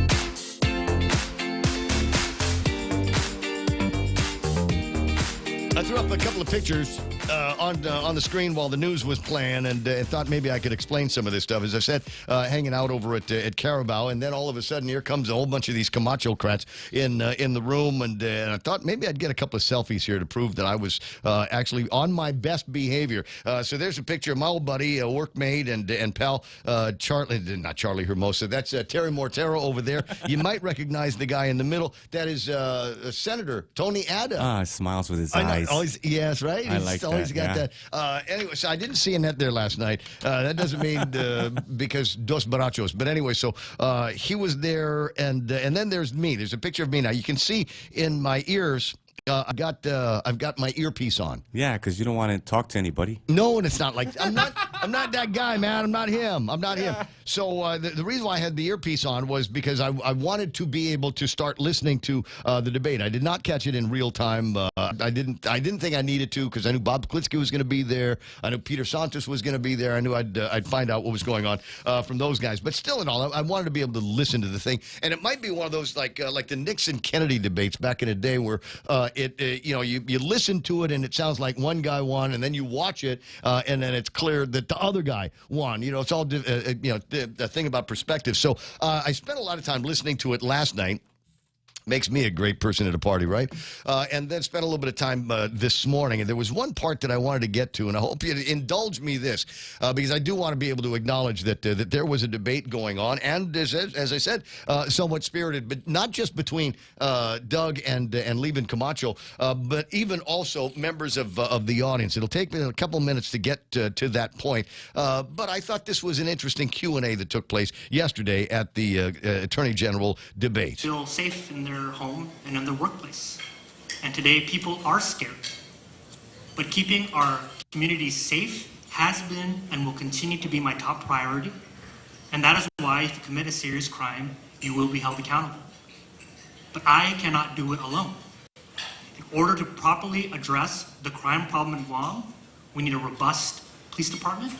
We need a court system that is going to support our efforts. And we need to have a Department of Corrections that has beds for the people who are being incarcerated. My approach to crime has been to prosecute, to partner, and to prevent. Prosecution is the simplest. If you commit a serious crime, you will go to jail. You will be held accountable. And to that, I'm sorry, that's not the correct place in the video I wanted to get to. I might have to find that a little bit later on. But that was the point. That was the initial point of contention between Levin Camacho and Doug Moylan, because it sounds like he's saying the right thing. You commit a serious act, you need to go to jail. Doug Moylan's position is, no, you break the law, you need to go to jail. Never mind the serious crime thing. I mean, everybody that does something, anybody that's found guilty in a court of law, needs to go to jail, not just the, quote, serious crimes. We've got to do the old broken window thing. If somebody breaks a window, you fix the window. You don't let it linger. If somebody starts getting in trouble, you don't wait until they become rapists and killers before you start dealing with them. You put them in jail right away and teach them a thing or two about justice, and then maybe the word will get out correctly. 7:19 in the morning. Quick, we'll take a look at what's happening on the markets. This part of the broadcast here is one of my favorite parts. Let's see just how badly Biden is ruining the economy. Dow Jones Industrial Average off, drifting down again by 280 points. They're a big loser. 31,510 is where that market ended up. The NASDAQ drifts down 66 points to close at 11,816. S&P 500 also drifting down 31 points. 39.55 is where that market closed up. Do I have any good news anywhere? Hang Seng Index is the only market that is up, and they're only up by 5 points. Otherwise, the FTSE is down by 77. Nikkei off by 104. Shanghai Index down by 25. VIX is down, and so is the DAX. DAX is off by 126 points. Are there any winners out there in some of these down markets? Pinduoduo at number one on the NASDAQ. Baidu Incorporated, Meta Platforms. That's Facebook, JD.com, and NetEase Incorporated picking up a couple of percents there. At the bottom, CrowdStrike, Splunk, Moderna, Marvell Technologies, and NVIDIA Group. NVIDIA, they make graphics chips and things like that. And it reminds me, while I'm thinking about it, a buddy of mine asked me if I'd seen this computer yet, and I said, no, I have not seen this computer. It's a ZenBook, an Asus ZenBook. And the cool thing about this is the screen folds. The screen folds. Yeah, everything's folding now, dude. There's a phone. There's a Samsung foldable phone. And you go, why do I want a phone that folds? And the answer, I don't know. Because it can fold. That's why I want it. What else does it do? I don't care. It folds. It can make a phone call, receive a phone call, and the screen folds. This is amazing George Jetson time that we live in. You won't ever have enough power to be able to charge the thing, but what about that? But it's got, you can see as I'm making my way through this, all the different ways that you can use this and what it looks like down in the corner when it is all folded up. So it's got the keyboard. Keyboard can detach so it can become kind of like a pad or something like that, or you can fold just the screen in one configuration or another. All kind of depends on what it is that you want to do. There might be some other cool things that go along with this. What have we got here? 12th generation Intel Core processor, Harman Kardon certified quad speaker, Dolby Atmos audio system. The innovative camera includes a 5-megapixel AI webcam, an HD infrared camera for fast face login, and a color sensor for automatic brightness and color temperature controls. Because if you're going to get a foldable screen, you want it to be the best looking screen that you can possibly have. I have not yet gotten to a part where it says how much this foldable computer screen camera. Take my money. Yeah. You know who's going to get one of these? Bob Kelly. Bob Kelly, our favorite propeller head's going to get one of these things. What's it do? I don't know. Will it talk? Will it talk to the phone and talk to his watch and the earpiece that he's got in it? I don't know. This guy's got more electronics dangling from him than the Bionic Man. But anyway, so that's something to look out for. Christmas is coming up. Maybe you Christmas yourself that. 7:22 in the morning. We'll go back to some of the numbers here on the commodities. I've got oil. Ooh, oil. This is good news here. Finally got some good news on oil. $88.85 for a barrel of West Texas crude today, finally moving in the right direction. Let's hope that is a permanent downward trend, and let's also hope that it has an impact on what we're doing here on Guam with the kind of gasoline that goes into our cars. Gold at $1,722.70. That's down by $13 as well. Real Joe, did you remember to get me a Bitcoin number? I did. 20,179. 20 is the number that I'm looking for. I don't really care about the last three digits. They don't mean anything to me. It's just, is it 20? Is it 19? Is it 25? And it's been at 20 for the last couple of days. Drifted down to 19 once, but it looks like it might have dead cat bounced or whatever it is. Just throw all kinds of the bang of Singapore Yuan language here. We got the last number that I'm looking at a lot these days is what's going on with the yen. So if you are a Japanese person, you are going to get less dollars today. It's 138, almost 139 yen to the U.S. dollar. And that's great if you're going there, and not so great when you're coming here or buying stuff made in USA. 7:23 in the morning. And one of the topics that came up in conversation last night over at the place, with all the Camacho-crats and all of the other people that were hanging around were, Ray, are those the shortest shorts that you own? And the answer is no. No. No, I specifically wore those shorts. Short enough. Those are the formal shorts. Exactly. It's the Al Israel shorts in the Ray Gibson collection. But no, they said, one of the things that we're really concerned about is voter turnout. The topic comes up. We had the highest number of registered voters ever in the history of the island of Guam. 58,000 registered voters on Election Day. That's 40%? No. It's only 40% of that 58,000 bothered to come out and vote on Saturday, last Saturday. And the answer is why? Is it voter apathy, if you want to get into that conversation? Is it a lack of quality candidates that were out there? Or maybe people just going, I'll just wait until I'll vote in the general election. We'll let these guys fight it out. But I'm going to hold on to my vote and my time until the general election. And, there's speculation on what exactly all of those things were. Maybe it's all of the above. Maybe they just didn't like the weather, stayed home on Saturday. But there are efforts at work, at least in the mainland, to get people to get out there and vote. And one of the things that they're working on, a Democratic super PAC, is in the discussion of voter shaming. Voter shaming, Oh, right? nice. You know, we do fat shaming, body shaming, Programming shaming. programming shaming, right? So and trying to identify people, and you can do it. Registered voters that did not. If we wanted to, we ought to be able to call Maria Pangilinan and say, "Give me a list of all of the registered voters that didn't vote," and then read their names on the radio. What's the matter with you? How come and then just go after some people and say, "Oh no, why didn't you go out and vote?" Got something better. Better off. Oh, right. Jerry Roberts, go ahead. Right out of Hester Prynne. You ready? Go. V for vote. Turn it upside down. Right? A for absentee. Yes. And there you go. Right on the forehead. Scarlet letter. Right on the scarlet letter. Right on the forehead, man. Yeah. So, I mean, it's one of those things. And shaming everybody. Get people that did vote to ask the question of people, did you vote today? Did you go out there and vote today? Oh, you didn't? Why not? So they're actually using something like this, and they think it might actually work with, especially among the younger voters who are not good at shame. They're not good at being looked down on by their peers. 726. Jerry Roberts is in the studio. How you doing there, buddy? Good. Okay. Yeah, nice. How are you? Not bad. Pam, I just want to let you know, you said for me to check my WhatsApp. I checked. I did not see anything new from you. So go back on your WhatsApp and make sure you press the send button. I'm all right. I'm just looking at a short program today. I'm going to leave in about a half hour and go on my jury duty, and not going to be fun. Oh, then somebody's in store for it today. Yeah, well, I don't know. We'll see what the Attorney General's office has in store for us and how many cases we're going to have to hear. All right, bottom of the hour and close enough to it. It's time to get things started. Jerry Roberts is doing the Extra Point, brought to you by First Hawaiian Bank. We frequently hear the term work-life balance, but what does that mean in practical terms? And how many of us have different ideas on what it means to us personally? We'll talk about balance in the workplace next on the Extra Point. Fly to new experiences with 3 times United miles with First Hawaiian Bank's United credit card. Earn 3 times per dollar spent on United tickets purchased through United ticketing channels until February 28th, 2023, and 2 times miles thereafter. Visit any First Hawaiian Bank branch or go to fhb.com/United for more information. Don't wait. Apply today. First Hawaiian Bank. It all starts with yes.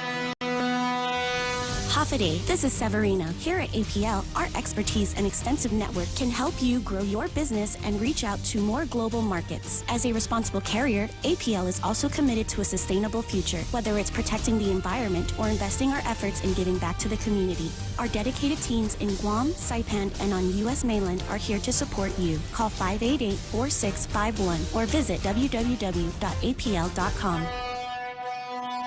In a July article, Forbes magazine defined work-life balance with this. To some, work-life balance means the convenience of being able to manage a personal life during the workday without the hassle of having to get permission or explain our activities to others. Website Qualitrix.com had this one. Work-life balance involves the minimization of work-related stress and the establishing of a stable and sustainable way to work while maintaining health and general well-being. Maryville University, a small school in St. Louis, Missouri, offered something a bit different. First, they defined work-life balance as how people manage the time they dedicate to work and the time they spend on other activities. Then, they add another term you may not have heard much about, work-life harmony. In their words, work-life harmony involves incorporating work into the rest of life in a way that promotes happiness both at home and in the office. Many of today's business leaders are now embracing the idea of work-life harmony. For our purposes today, we'll set the harmony definition aside and focus on the balancing of work and life. Once we settle on what work-life balance means to us, we come face to face with the reality that we may not agree on the details. If you can imagine a manager with 10 workers on his or her team, each wanting balance but in a somewhat different way, it quickly becomes obvious that there is no one perfect solution for work-life balance. Now, this is not to say that we shouldn't strive to find a good way to design it into our company culture, but we should have reasonable expectations that it's not going to match up with everybody's expectations and desires. If we start with this mindset, it will be a far smoother path from idea to implementation. There are no perfect companies. There are no perfect jobs. Nobody will find complete joy and happiness every day. Circumstances change, such as projects and workloads. Even though we seek balance, somebody may have to work in an unbalanced manner from time to time to meet the demands of the organization. In my opinion, managers should talk with their team about finding a balance between work and the rest of life and factor in the reality that the success of the company puts food on tables. Thus, sacrifices may sometimes be necessary. That said, we should make sure that everyone is sharing in those sacrifices and they don't fall to just a few people on a too regular basis. Now, that kind of conversation is meaningful. It shows that the company is thinking about a balance and is including the workers in the decision of how it's going to work. Pick your definition as a group, then try to find some common ground on what is acceptable to both employees and the company. The process shouldn't be painful and can display how positive communication happens where you work. That's the extra point. Be responsible and make something good happen today. For 93.3, The Ray Gibson Show and First Hawaiian Bank, I'm Jerry Roberts. The concept of a work-life balance here, we spend 5 days a week earning the time off on Saturday and Sunday, and the money that you earn that hopefully will allow you to do cool things on Saturday and Sunday. And, in fact, programming note, we've got Labor Day coming up on Monday, so there's no Ray Gibson Show, no Tall Tales, no working on Monday next week. Oh, Real Joe, you disappointed? Yeah, I am, man. You can come in. I'm not paying you for it, but you can come on in. Can you imagine? You just came back and you're all charged up, and now he's calling for a holiday. Yeah. Surprise. I'm sorry. I hate to be that kind of boss. What can I say? But in my mind, that's always kind of the way I've looked at it. I said, earn as much as you can during the week so that you can afford to goof off on the weekends. There is the balance. It's 5 and 2, ladies and gentlemen. 7:32 in the morning. Jerry Roberts with today's Extra Point, again brought to you by First Hawaiian Bank. Time to jump into news and headlines brought to you by Auntie Lolita Kamet. She's with Holiday Realty, and a lot more people are looking at property, buying and selling. You got to get into the game as soon as you can because the numbers are only going up. Interest rate numbers are going up. Prices are going up. So talk to her about something affordable, something that is just right for you where you are in your life. She's been through it all and never let anybody down. Also being brought to you by the Rudy Rodolfo and the guys over at BK. Thursday and into the week. I just changed out some of the commercial language for Burger King, and they said, wait. And I said, wait. They said, hold on, we got something new coming in. So just belay those latest orders. So I don't know what it is, but here's the deal. While you're thinking about BK, go get one of those Southwestern Whoppers, number 1. And number 2, before long, we're going to be asking you, now that the nominations are done, to vote for Burger King in a whole bunch of different food categories. So just wait for all of that to happen. It's 7:33 now, and time to find out what the big deal is here today with the news. Here is Donna D. Donna, what happened? The Guam Memorial Hospital had to lock down over the weekend after 64-year-old James Uggan threatened to blow up the hospital on Saturday. Authorities found no such threat. The Community Crimes Task Force found Uggan on Monday and arrested him for terroristic conduct. He has since been released from custody. The case has been sent to the AG's office for prosecution. And that's being its program for home 9 tests to U.S. residents tomorrow. An announcement states that Congress hasn't provided additional funding to replenish the nation's stockpile of tests. The tests have been available through the USPS, with all homes being eligible to receive 3 shipments of tests. If you haven't received all of your tests, you may order online at special.usps.com/test kits before tomorrow. And Guam tourism officials are excited that South Korea will be lifting its pre-travel COVID-19 test requirement for inbound travelers this Saturday. GVB says anyone wanting to travel to Korea will still need to take a PCR test at their own cost within the first 24 hours of their arrival to the country as a precautionary measure enforced by the Korean government. Carl Gutierrez says the eased testing protocols will encourage further recovery of Guam's visitor markets. A vast majority of tourists on island now are from the Korean market.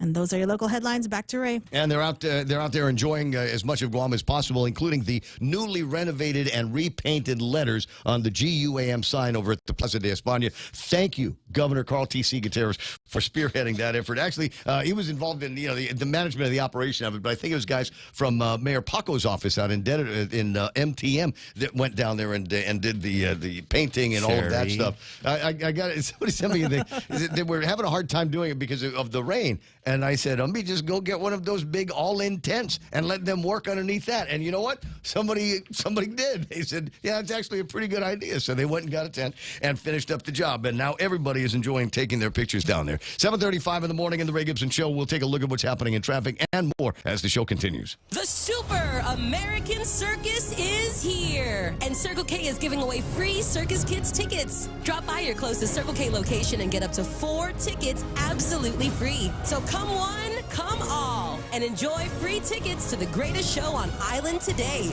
Circle K, take it easy. Ticket is valid for kids 12 years old or younger with purchase of preferred tickets. Burger King introduces a new line of Southwest Bacon Whoppers. Our Southwest Bacon Whopper offerings feature an avocado spread, seasoned tortilla strips, crispy bacon, creamy spicy sauce, fresh lettuce, tomato, and onions on a warm toasted sesame seed bun. The Southwest Bacon Whopper available in single, double, or junior sizes. Make it a meal with French fries or onion rings and a refreshing Coca-Cola. BK's new Southwest Bacon Whoppers available for a limited time only. Burger King, Tumon Bay, Hagutnya, Micronesia Mall, and the airport. BK, your way. I'm BK on my way, and a BK on the way to work. Maybe go pick up some breakfast grind from those guys. Ew, would you look at this? I'm sorry, making that girly ew noise. Ew, look at the traffic coming out of Data. Yeah, that is nasty looking traffic. It's been bad like that for the last couple of weeks, and I thought, maybe it was just a grind to going back to school. But, by now, people have got to have that all sorted out, know when to hit the road, know how to avoid the buses.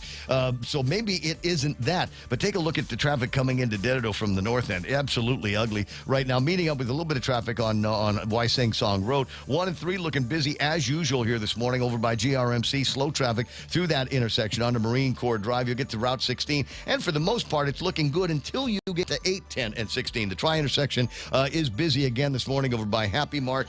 We got the traffic over in front of the gas stations and over by Wendy's and until on Middle School where things are slowing down. 4 and 10 also running a little bit busy this morning. We've got 10 and 15, that intersection. We've got traffic over by the church that's slowing things down in that direction. Then we've got, if it came down to a choice, yeah, neither one is good. We got a lot of dogging out traffic happening on Route 8, meeting up northbound, southbound at the intersections. Route 4 into town, not very, very clear. From 4 and 10, you got some spots over by Apicento Gardens turn, and then up in Sinahanya and Ordot. It's slowing down as you get into the downtown Hagutnya area. Also, a little bit of traffic over by Polaris Point. I don't think it's as bad as it was yesterday. I think the weather report's running fairly clear right now. And 2 and 1 over in Sumai, not so bad either. At 7:37 on the Ray Gibson Show. Half a day. This is Clara Manglona from Security Title. A power of attorney can be a useful tool in a real estate transaction, but if abused, it can result in devastating loss. Choosing your representative should be done with the utmost care and should be very specific about the powers being granted. To mitigate loss, the team at Security Title confirms with the owner prior to using a power of attorney to sell the property. Each transaction is unique. Let the professionals at Security Title use our experience to facilitate a secure closing. We are here to help. Shop and Win is back at Micronesia Mall. Beginning August 6th, shop and redeem receipts for a chance to win instant prizes from Burger King or Foot Locker, or receive a grand prize entry form for our first raffle drawing on November 12th for your chance to win a 2022 Toyota Corolla LE courtesy of Atkins Scroll Toyota. Plus, 10 lucky runners-up will receive a $250 gift certificate from Goodwin Travel and Tour for tickets for Philippine Airlines. Shop more, win more. Only at Micronesia Mall. Terms and conditions apply.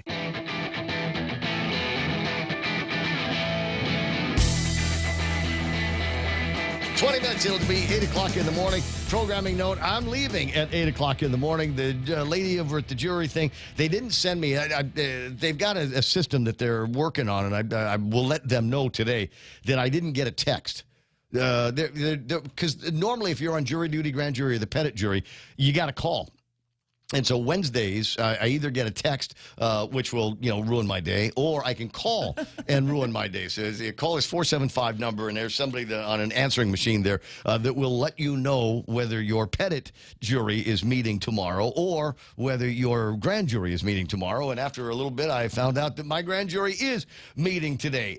And I'd normally just be, pouty, whiny Ray about that. But, I really like the people in the pool that I'm serving with. There's me and 22 other people, and we all seem to get along with each other. And the food is getting better. There's guys, there's a couple of ladies and a couple of guys that have got more time than I do that are stopping by. I swear we had food last week. We had stuff from Pop's Bakery last week. So somebody coming in from the South, right? Bringing in somebody. That's great, we had man. sandwiches from Chodi's. I mean, this is cool. We were talking a little bit yesterday about, because yesterday was Boca Kitsimaigo weather. Oops, I'm not supposed to say that on the radio. But anyway, so yesterday was that kind of day.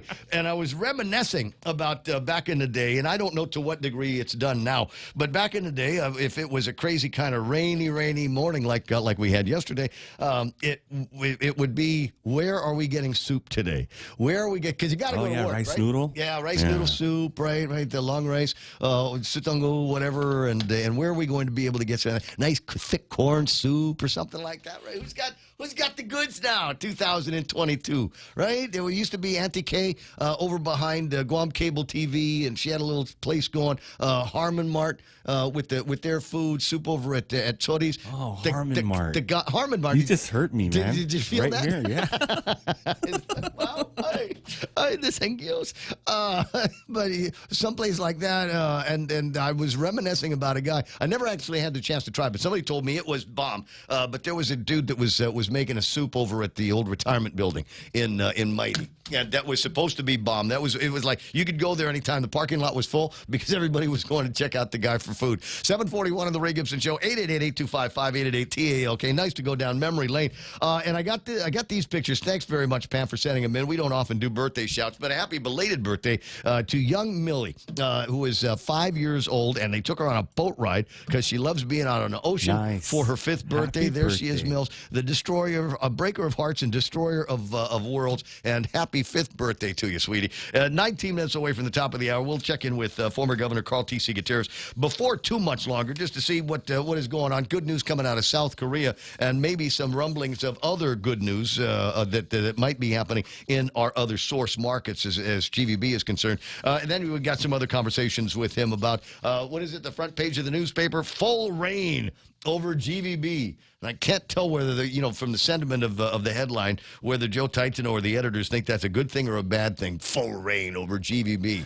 Look, if you ask me, the only good things that are happening around here are happening because of former Governor Carl T.C. Gutierrez working on things over at GVB. Anybody remember that great drone show that we had on Liberation? It's him and the guys at GVB put all that stuff together. The Fandania Fridays that were becoming a thing prior to Liberation. That was Making it former happen. Governor Carl T.C. Gutierrez making all of it, bringing back the sunshine, as they say. We got Dr. Ron McNinch on the line here this morning. Hey, Doc, how you doing?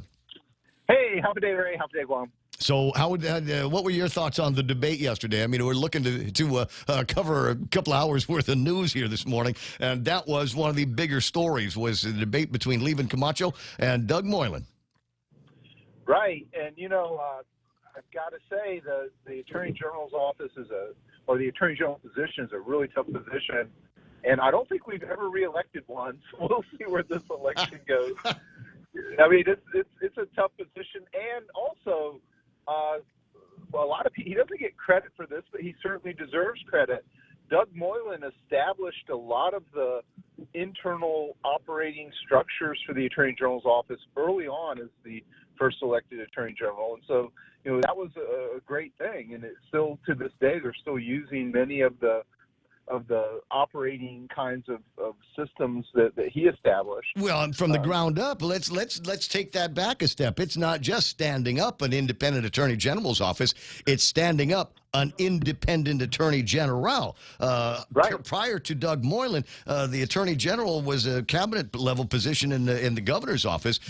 Felix Camacho inherited an elected attorney general, and that set the stage for just an incredible amount of dynamics, if you will, between the governor's office and the attorney general's office. The governor trying to exert authority over one, and the attorney general's office saying, well, hold on, back off, Chico, I don't work for you.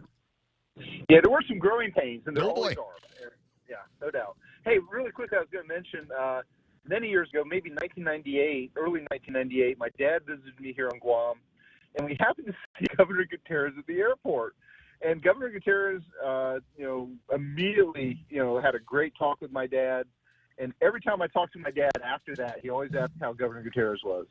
That's how much he impressed him. The Governor Gutierrez is still a force to be reckoned with. Absolutely. He's an interesting human being. It's interesting for somebody like me that's known him all of my adult life, all of my working career, obviously in the radio game.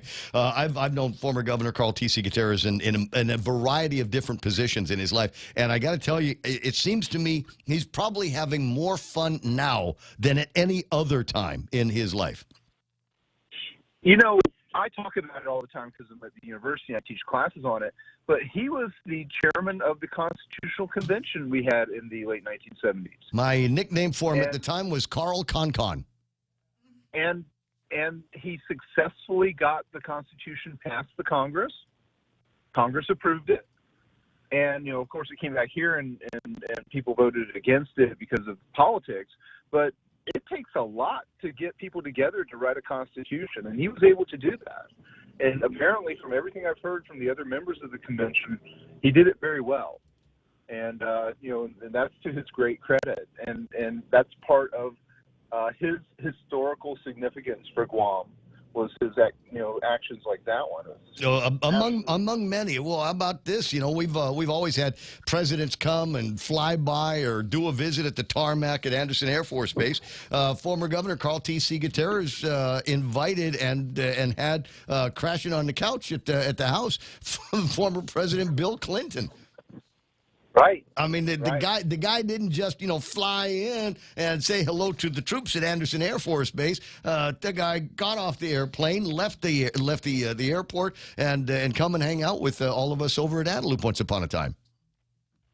Right, and I think we had one president visit us and stayed in the airplane the whole time, never even talked to anybody in our local government, unfortunately. Carl Gutierrez has that kind of gas, I'll tell you what. And so as I said, the front page of the PDN talking about full reign over GVB, and oh my God, he'll have the control of $19.8 million of the Visitors Bureau's budget. I would hope that he is able to hold control of $20 million worth of the GVB budget, because it's one of those things where there are all kinds of different ways that people have found to get their hands on Visitor Bureau cash. A lot of people think that they are in complete control of that. But if you don't get the answer you want from GVB's president or the chairman of the board over at GVB, then you go complain to somebody over at the legislature like Tina Rose Munoz Barnes, and they will appropriate away GVB money to you. So I would hope that he's got a chance to hold on to that dough as long as possible and do some good spend for the hospitality industry,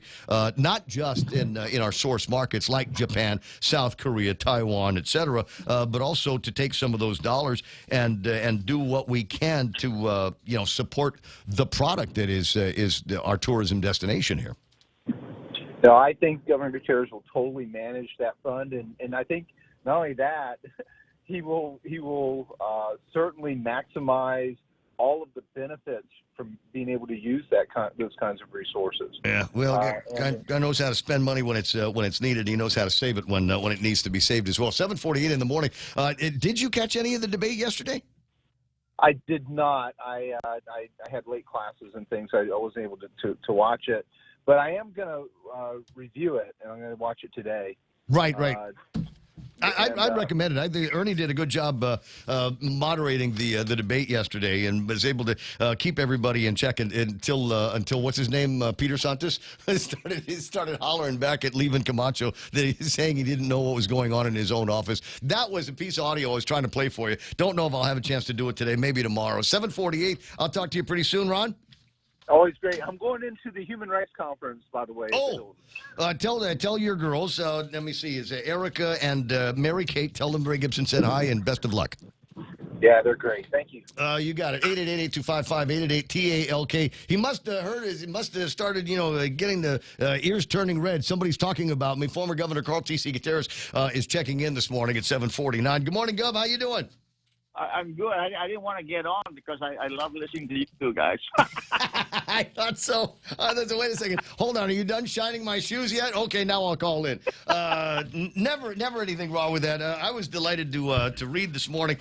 Somebody had texted me the story in the WhatsApp from the front page of PDN talking about how Carl T.C. Gutierrez is going to get full reign over the Guam Visitors Bureau. I was not sure. I did not know that was going to be kind of a question brought up in this part of the budget. How did that get into the miscellaneous? The one that they worked on so many times. I don't tell you, but first of all, Sam sent a letter to Amanda and Reese, telling them that they should remove that because they didn't know about it. That's part of our submittal budget process because the board had removed themselves until we fixed the incongruities between the rules and regulations and the law. But I recall that back in May. And they're still outside of they can't meet. They just cannot meet because we're not done with putting these things together. And I think that he kind of said that there was not really true what he was saying. That it made it sound like the board had nothing to do with this budget. Of course they did. They approved this in January and submitted it to the legislature. That's the essence and the extent of the responsibility of the board. That's already been done. Mm-hmm. And just for this year, they approved this. Then because there's going to be probably an election of new members in January, October, and appointment in January for a new board. I think by that time we should be able to finish all of the incongruities and maybe amending some laws so that the GVB has a working legislation and rules and regulations that are not conflicting with each other. Right. But I really want to thank Senator and Chairman Joe San Agustin, the chairman of the Finance and Budget, and particularly his very able Vice Chairman Clint Rigel. Those two people got the message about what I sent down there subsequent to Samson O'Hara sending in that letter.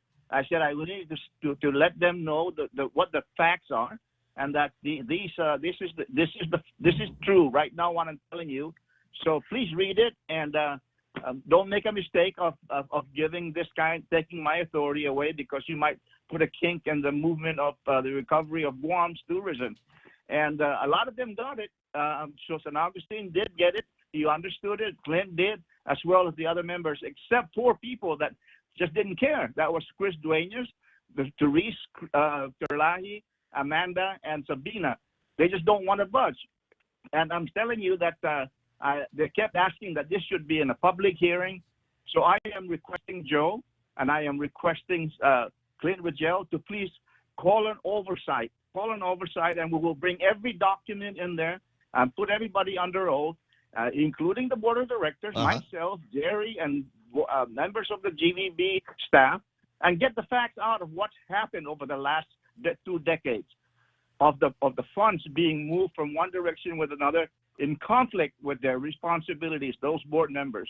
And I will put that out because that's what they want now, are the facts out in the open, and that will be coming out to show you that we had to step in because these people think that the GVB funds, as you alluded earlier, it's a slush fund. It's like a nest egg for them to just take it and move it in conflict to what the responsibilities was. Lining private pockets. Joanne Antello and Frank Blas got it too. They said take that money and put it back to the people of Guam. That's why they did not support the reason trying to remove me. And so it was bipartisan. And I thank them all. I thank Tina Muñoz Barnes and everybody else that stood up to doing the right thing. And I just want to let you know, guys, that most of the GOP board people were putting full press court on some of the Republican senators to get in there again and try to remove me. What the heck, you guys? Wait, because when this thing all comes out, you'd wish you never really wanted Pandora's box to be open. I'm going to give you the time and the date. It is 7:54 on the 1st of September of 2022.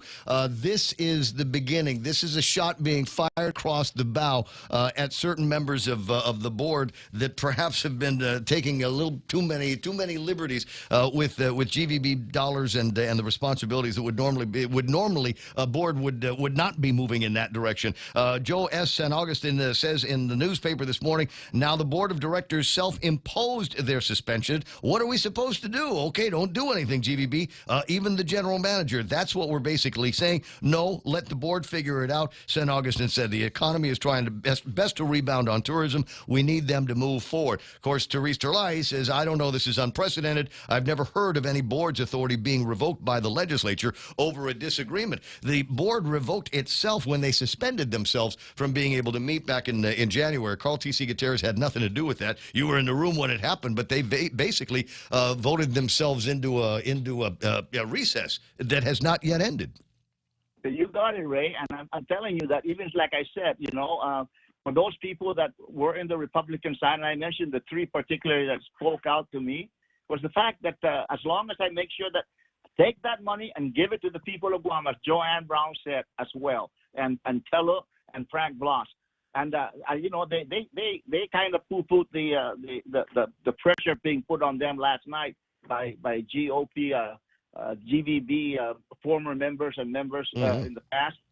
They just said no, you're right. You self-imposed yourself. Took yourself out because you knew you were illegally handling the GVB funds. And they were scared. That's why they made a motion to get the hell out of there as fast as they could, and not get back in. 7:55. You can hear the phone ringing. I wonder which board members is calling in right now. So what are you doing on the radio, Gov? We told them hold on just a couple more minutes. 7:56. We'll just quickly gloss over the good news out of South Korea. They're continuing to require tests, but South Koreans won't have to pay for them when they get back. That's good news. The government of Guam, GVB, has been subsidizing these tests for everybody in the source market so that they can spend the additional dollars instead of on tests. They can spend the additional on restaurants and rides and all kinds of souvenirs. So that program, I suppose, is going to sunset before too much longer, as the Korean government will now take care of that. Okay, just to make sure that some of our people that want to travel to Korea, they understand exactly what has happened. I went to Korea several months ago. I needed to take a PCR test here. And when I got to Korea, the next day from the hotel, we had to go to a place to get tested. We paid for that ourselves, right? Because we're not Korean citizens. And so now the Korean government has removed the test that is required before you board the plane here. And so we don't pay anymore the Koreans that are coming here. And when they get back to their country, they get the test the next day, but the government gives that to them for free, except us from outside. Right. So if you want to go to Korea, you don't need a test from here after September 3rd. Get on that plane, you go there. They'll send you to your hotel, what hotel you're staying, and the next morning you have to go and get your test, and you pay for it because you're not a Korean citizen. Korean citizen, but the Korean citizens don't need to worry about one less thing for them to slow them down as they make their way from Korea to Guam and then back home. And we hope that encourages more outbound travel from that country. 7:57. And one last thing, you did mention Senator Tina Rose Muñoz Barnes in the conversation, and I found out day before yesterday that her mother passed. Auntie Anna has passed away, and I know that you were very, very close to Auntie Anna and Uncle Bill, so I thought you might have a couple of things to say about that. I do. Auntie Ann is my comadre, and Uncle Bill is my brother compadre, and I've never had a relationship with people that way, like they're part of my family. And I did visit Auntie Ann a couple of weeks ago with Auntie Jerry and Emmy and Hannah, and we spoke with her for a while. We prayed with her. And it just breaks my heart to see her there, as buoyant as she used to be, and she just was there. And I sent our condolences, Auntie Jerry, myself, Hannah, and the entire family.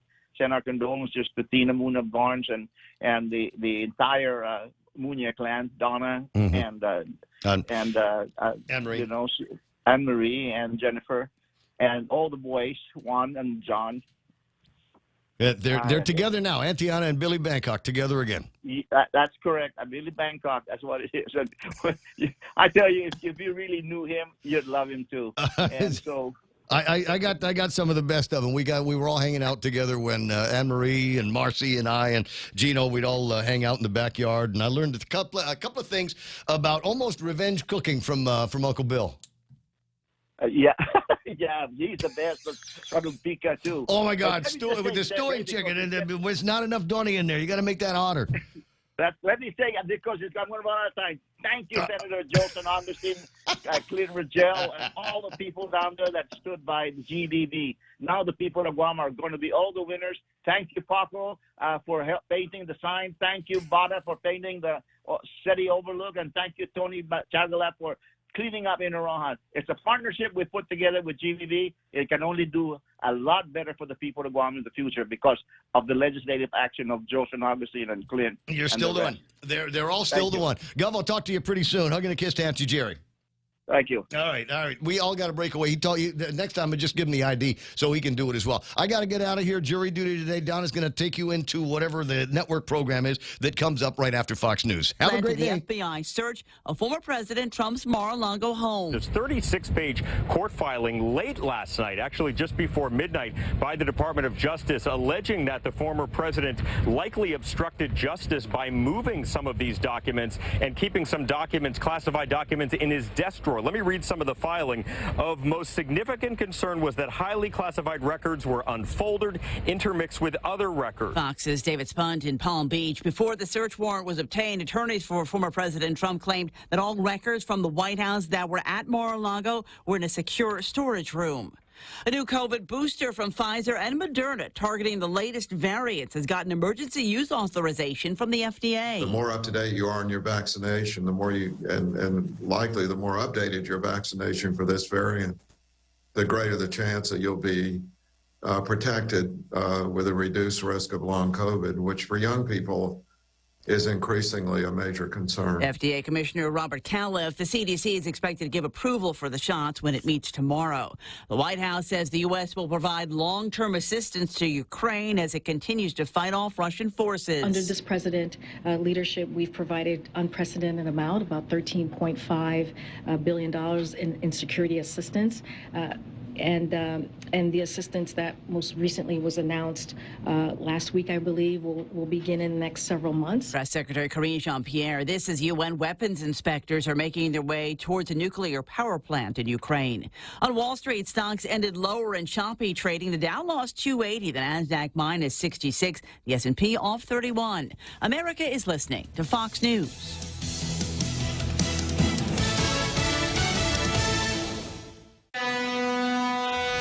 Hafaday, this is Severina. Here at APL, our expertise and extensive network can help you grow your business and reach out to more global markets. As a responsible carrier, APL is also committed to a sustainable future, whether it's protecting the environment or investing our efforts in giving back to the community. Our dedicated teams in Guam, Saipan, and on U.S. mainland are here to support you. Call 588-4651 or visit www.apl.com. Chow down with Pacific Points. Now you can redeem Pacific Points for UnoGo wallet credits and enjoy huge savings on food delivery. Order from over 80 restaurants and have it delivered straight to your door. Continue earning points when you fuel up at Shell, shop at Foodies, purchase ITNE prepaid load, and pay your monthly ITNE bill. Then get ready to claim your rewards. Learn more at PacificPoints.com. Pacific Points. Do more, get more. A new effort launched by the Biden administration to address the teacher shortage, teaming up with job websites to recruit candidates. If we're serious in addressing the teacher shortage issue, we must first address the teacher respect issue. And that means, first and foremost, paying our teachers a livable and competitive wage. Education Secretary Miguel Cardona, who adds the American Rescue Plan is providing schools with funding to improve recruitment, working conditions, and keep teachers with competitive pay. The state of Florida has sued the FDA and the Department of Health and Human Services, accusing it of stalling the state's plan to import lower-cost prescription drugs from Canada. Governor Ron DeSantis announced the lawsuit, saying their lack of action is costing Floridians who are facing rising prices across the board due to inflation.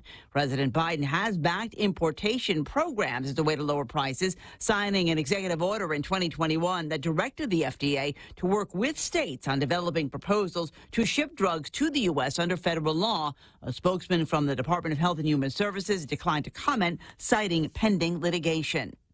Major changes, including layoffs and store closings, are coming to a struggling home furnishings chain. Bed Bath & Beyond is making major changes to improve its financial situation and revive the business. It has secured $500 million in new financing. It will close approximately 150 lower-producing Bed Bath & Beyond banner stores. It also plans to bring back popular national brands, and it will reduce its workforce by approximately 20% across its corporate and supply chain staff. It will also discontinue its Haven, Wild Sage, and Studio 3B brands. Bye Bye Baby will remain part of Bed Bath & Beyond. Fox's Ginny Casola. I'm Lisa Lacera. This is Fox News.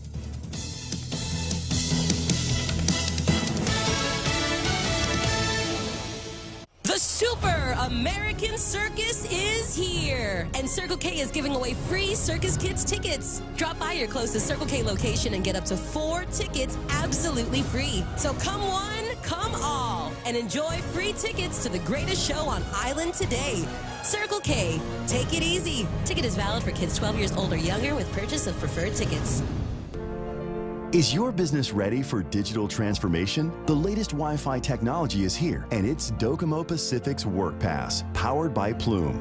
WorkPass unlocks connectivity, productivity, and security tools all in the palm of your hand. Access features like adaptive Wi-Fi, guest and employee networks, evolving AI security, plus so much more. To learn more about WorkPass, visit business.docomopacific.com. Docomo Pacific Business. Work better together. I want my children to be healthy and safe for the new school year. That's why I made an appointment at the FHP Health Center for their annual checkups, vaccines, physicals, and dental exams. FHP pediatricians and dentists deliver the highest quality of care. I trust them. So can you. Receive a free gift with your child's checkup. For an appointment, call 671-646-5825, press 1. Most private insurance plans accepted. FHP Health Center. Our island, your clinic. Your local news is brought to you by Nambo Insurance. Skip the line, pay online. It's fast, it's easy, and it's secure. Visit Nambo.com for more information. Half a day, it's 8:06. I'm Donna DeJesus with a look at your local news on The Point. More Chinese nationals suspected of entering Guam illegally from the CNMI have been arrested. 30-year-old Fu Li and 38-year-old Jikong Huang were arrested yesterday on suspicion of failure to acquire clearance requirements, failure to deliver a manifest to a customs officer, and invalid place of unloading. GPD spokesperson Officer Berlin Savella says customs and GPD are continuing to look for individuals suspected of illegally arriving on Guam from the CNMI. Over the summer, officials learned that Chinese nationals who had overstayed their CNMI work contracts were traveling to Guam by boat. The federal government has authority over immigration matters, but federal officials say they were powerless to act unless the migrants arrived at an official port of entry. Li and Huang are being held at DOC. In the last 2 days, 4 of the Chinese nationals who were arrested in the past week had been released.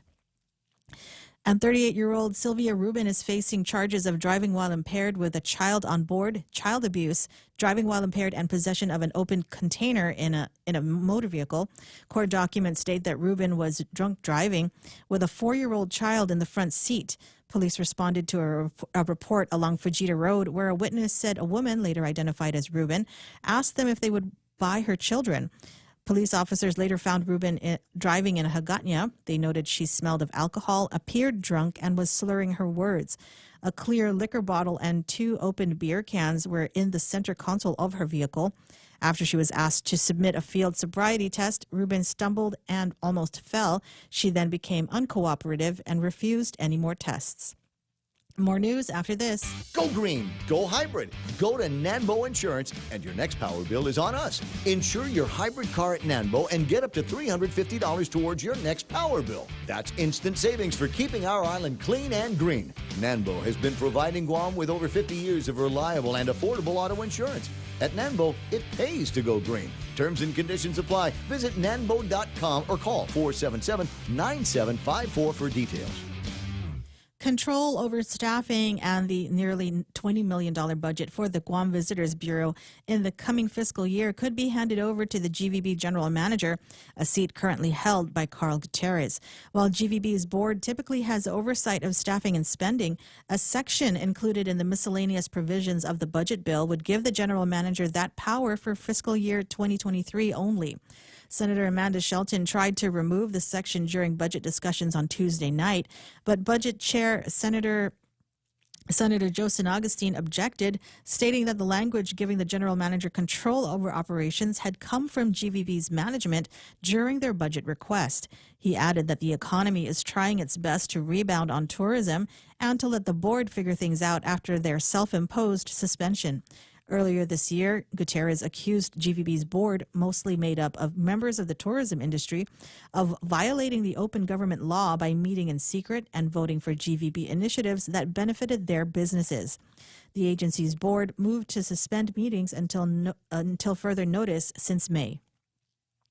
And drone technology is advancing, and Guam is keeping up with the trend. Bella Wings Aviation officially opened its Guam Drone Lab doors for business. A grand opening ceremony at their new corporate office on the third floor of Tumon Sands Plaza in Tumon was held. President and co-founder Charlie Hermosa says Bella Wings Aviation is working toward establishing a drone development program on Guam that will include the manufacturing of drones that can be used for various purposes, such as STEM-based education activities, first-person viewing, flying or racing, aerial video production, and search and rescue operations. Bella Wings Aviation also introduced the company's virtual construction engineering program known as VICE. It combines the use of drone technology with virtual reality. The new Bella Wings Aviation Flight Lab will also serve as a training institute for people pursuing a career as a Federal Aviation Administration Part 107 licensed drone pilot. And those were your top stories on The Point. We now join our network program already in progress. The control. Why no one think about the monopoly? Why never one thought about the national security crisis in the past? And now they're holding the control. It's not easy for you to get out of it. But on the other hand, U.S. holds the technology, holds the money, and holds every industry segment. Actually, if the government decides to do something, I think it's very easy for U.S. to out of the trouble. Well, now, I guess I'm not quite sure I understand here. Are we dependent on Taiwan or mainland China for these critical computer parts? To be dependent on Taiwan is probably an inconvenience. To be dependent on mainland China is the basis for being blackmailed by that country. Which are we dependent on? And I just explained that Taiwan and China, those elite, they are from the same families. So depending on Taiwanese people, yes, maybe we have allies, but depending on Taiwanese elite, unfortunately, they are China.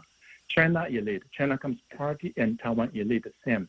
So Taiwanese Semiconductor Manufacturing Company, we call it TSMC. This is a Taiwanese company, but actually they are very much close to the Communist Party. When we talk about the chip supply chain issues, everywhere has trouble, but there's no such trouble in China. And the U.S. defense have difficult, even U.S. defense have difficulty to get chips from the TSMC, but China, the People's Liberation Army, has no shortage at all. So we can see this danger is more than people can realize because they hide behind Taiwan's name. They think they can play people around, and so they can use Taiwan to fool the U.S., fool the world to dominate the chip industry. 1-866-50-JIMBO, our number, 1-866-505-4626. Let's pause briefly and be back in just a moment. Are you watching your retirement savings melt away right in front of your eyes as the economy crumbles? Well, if you have an IRA, 401k, or similar account, I need to tell you about a better way that was revealed by a Wall Street Journal best-selling book. Simply put, you can opt out of the insanity and convert your existing retirement account into the most stable physical asset in history. Physical gold and silver. Plus, this conversion might qualify you for an IRS loophole that could save you even more. Today, Advantage Gold is giving away a completely free audiobook version of the national bestseller, Gold is a Better Way. Just text the word BETTER to 48542 to get your copy. That's BETTER to 48542. By the time you drive home, this simple step may save the future value of your retirement. It's not too late if you're not prepared. You can take action now and claim a free copy. Text the word BETTER to 48542. That's BETTER to 48542. Message and data rates may apply. Advantage Gold is not an investment advisor or a tax advisor.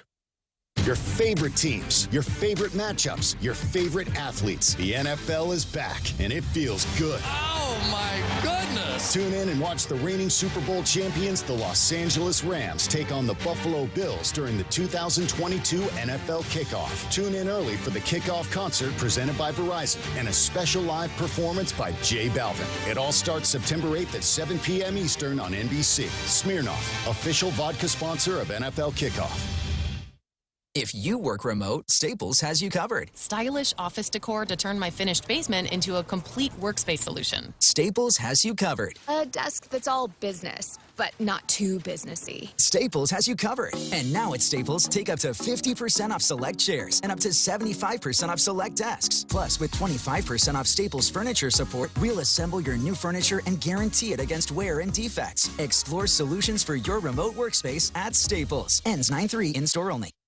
Bundling home and car insurance with Geico is so easy, your neighbors are probably already doing it. But who? They may drop little hints like, beautiful day out. Even more beautiful since we saved by bundling our home and car insurance with Geico. or, Yard work is hard. Much harder than bundling with Geico, which was easy. or it may be even subtler, like, Speaking of burgers, we bundled our home and car insurance with Geico and saved a bunch of money. bundling is easy with Geico. Just ask your neighbors.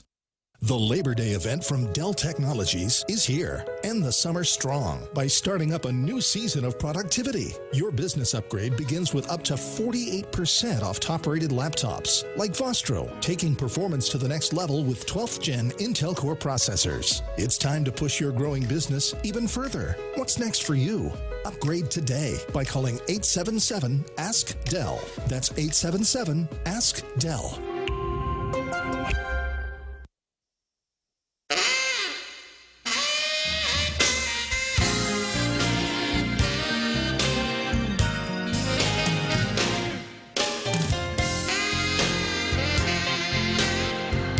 Welcome back to the Jim Bohannon Show with Jason Ho, our guest, artificial intelligence expert and a keen observer of China. I understand you're just back from Japan and South Korea. What did you learn from those two neighbors of China? And that's China's strategy. They try to push South Korea close to the U.S. and try to put Japan close to China. Unfortunately, Japanese government, even is the U.S. most important ally through years, and the late, and the Prime Minister just assassinated Abe Shinzo under his direct, and Japan is trying to help the China as much as they can. And we can see from the Standard Missile Module 3, and also we can see the old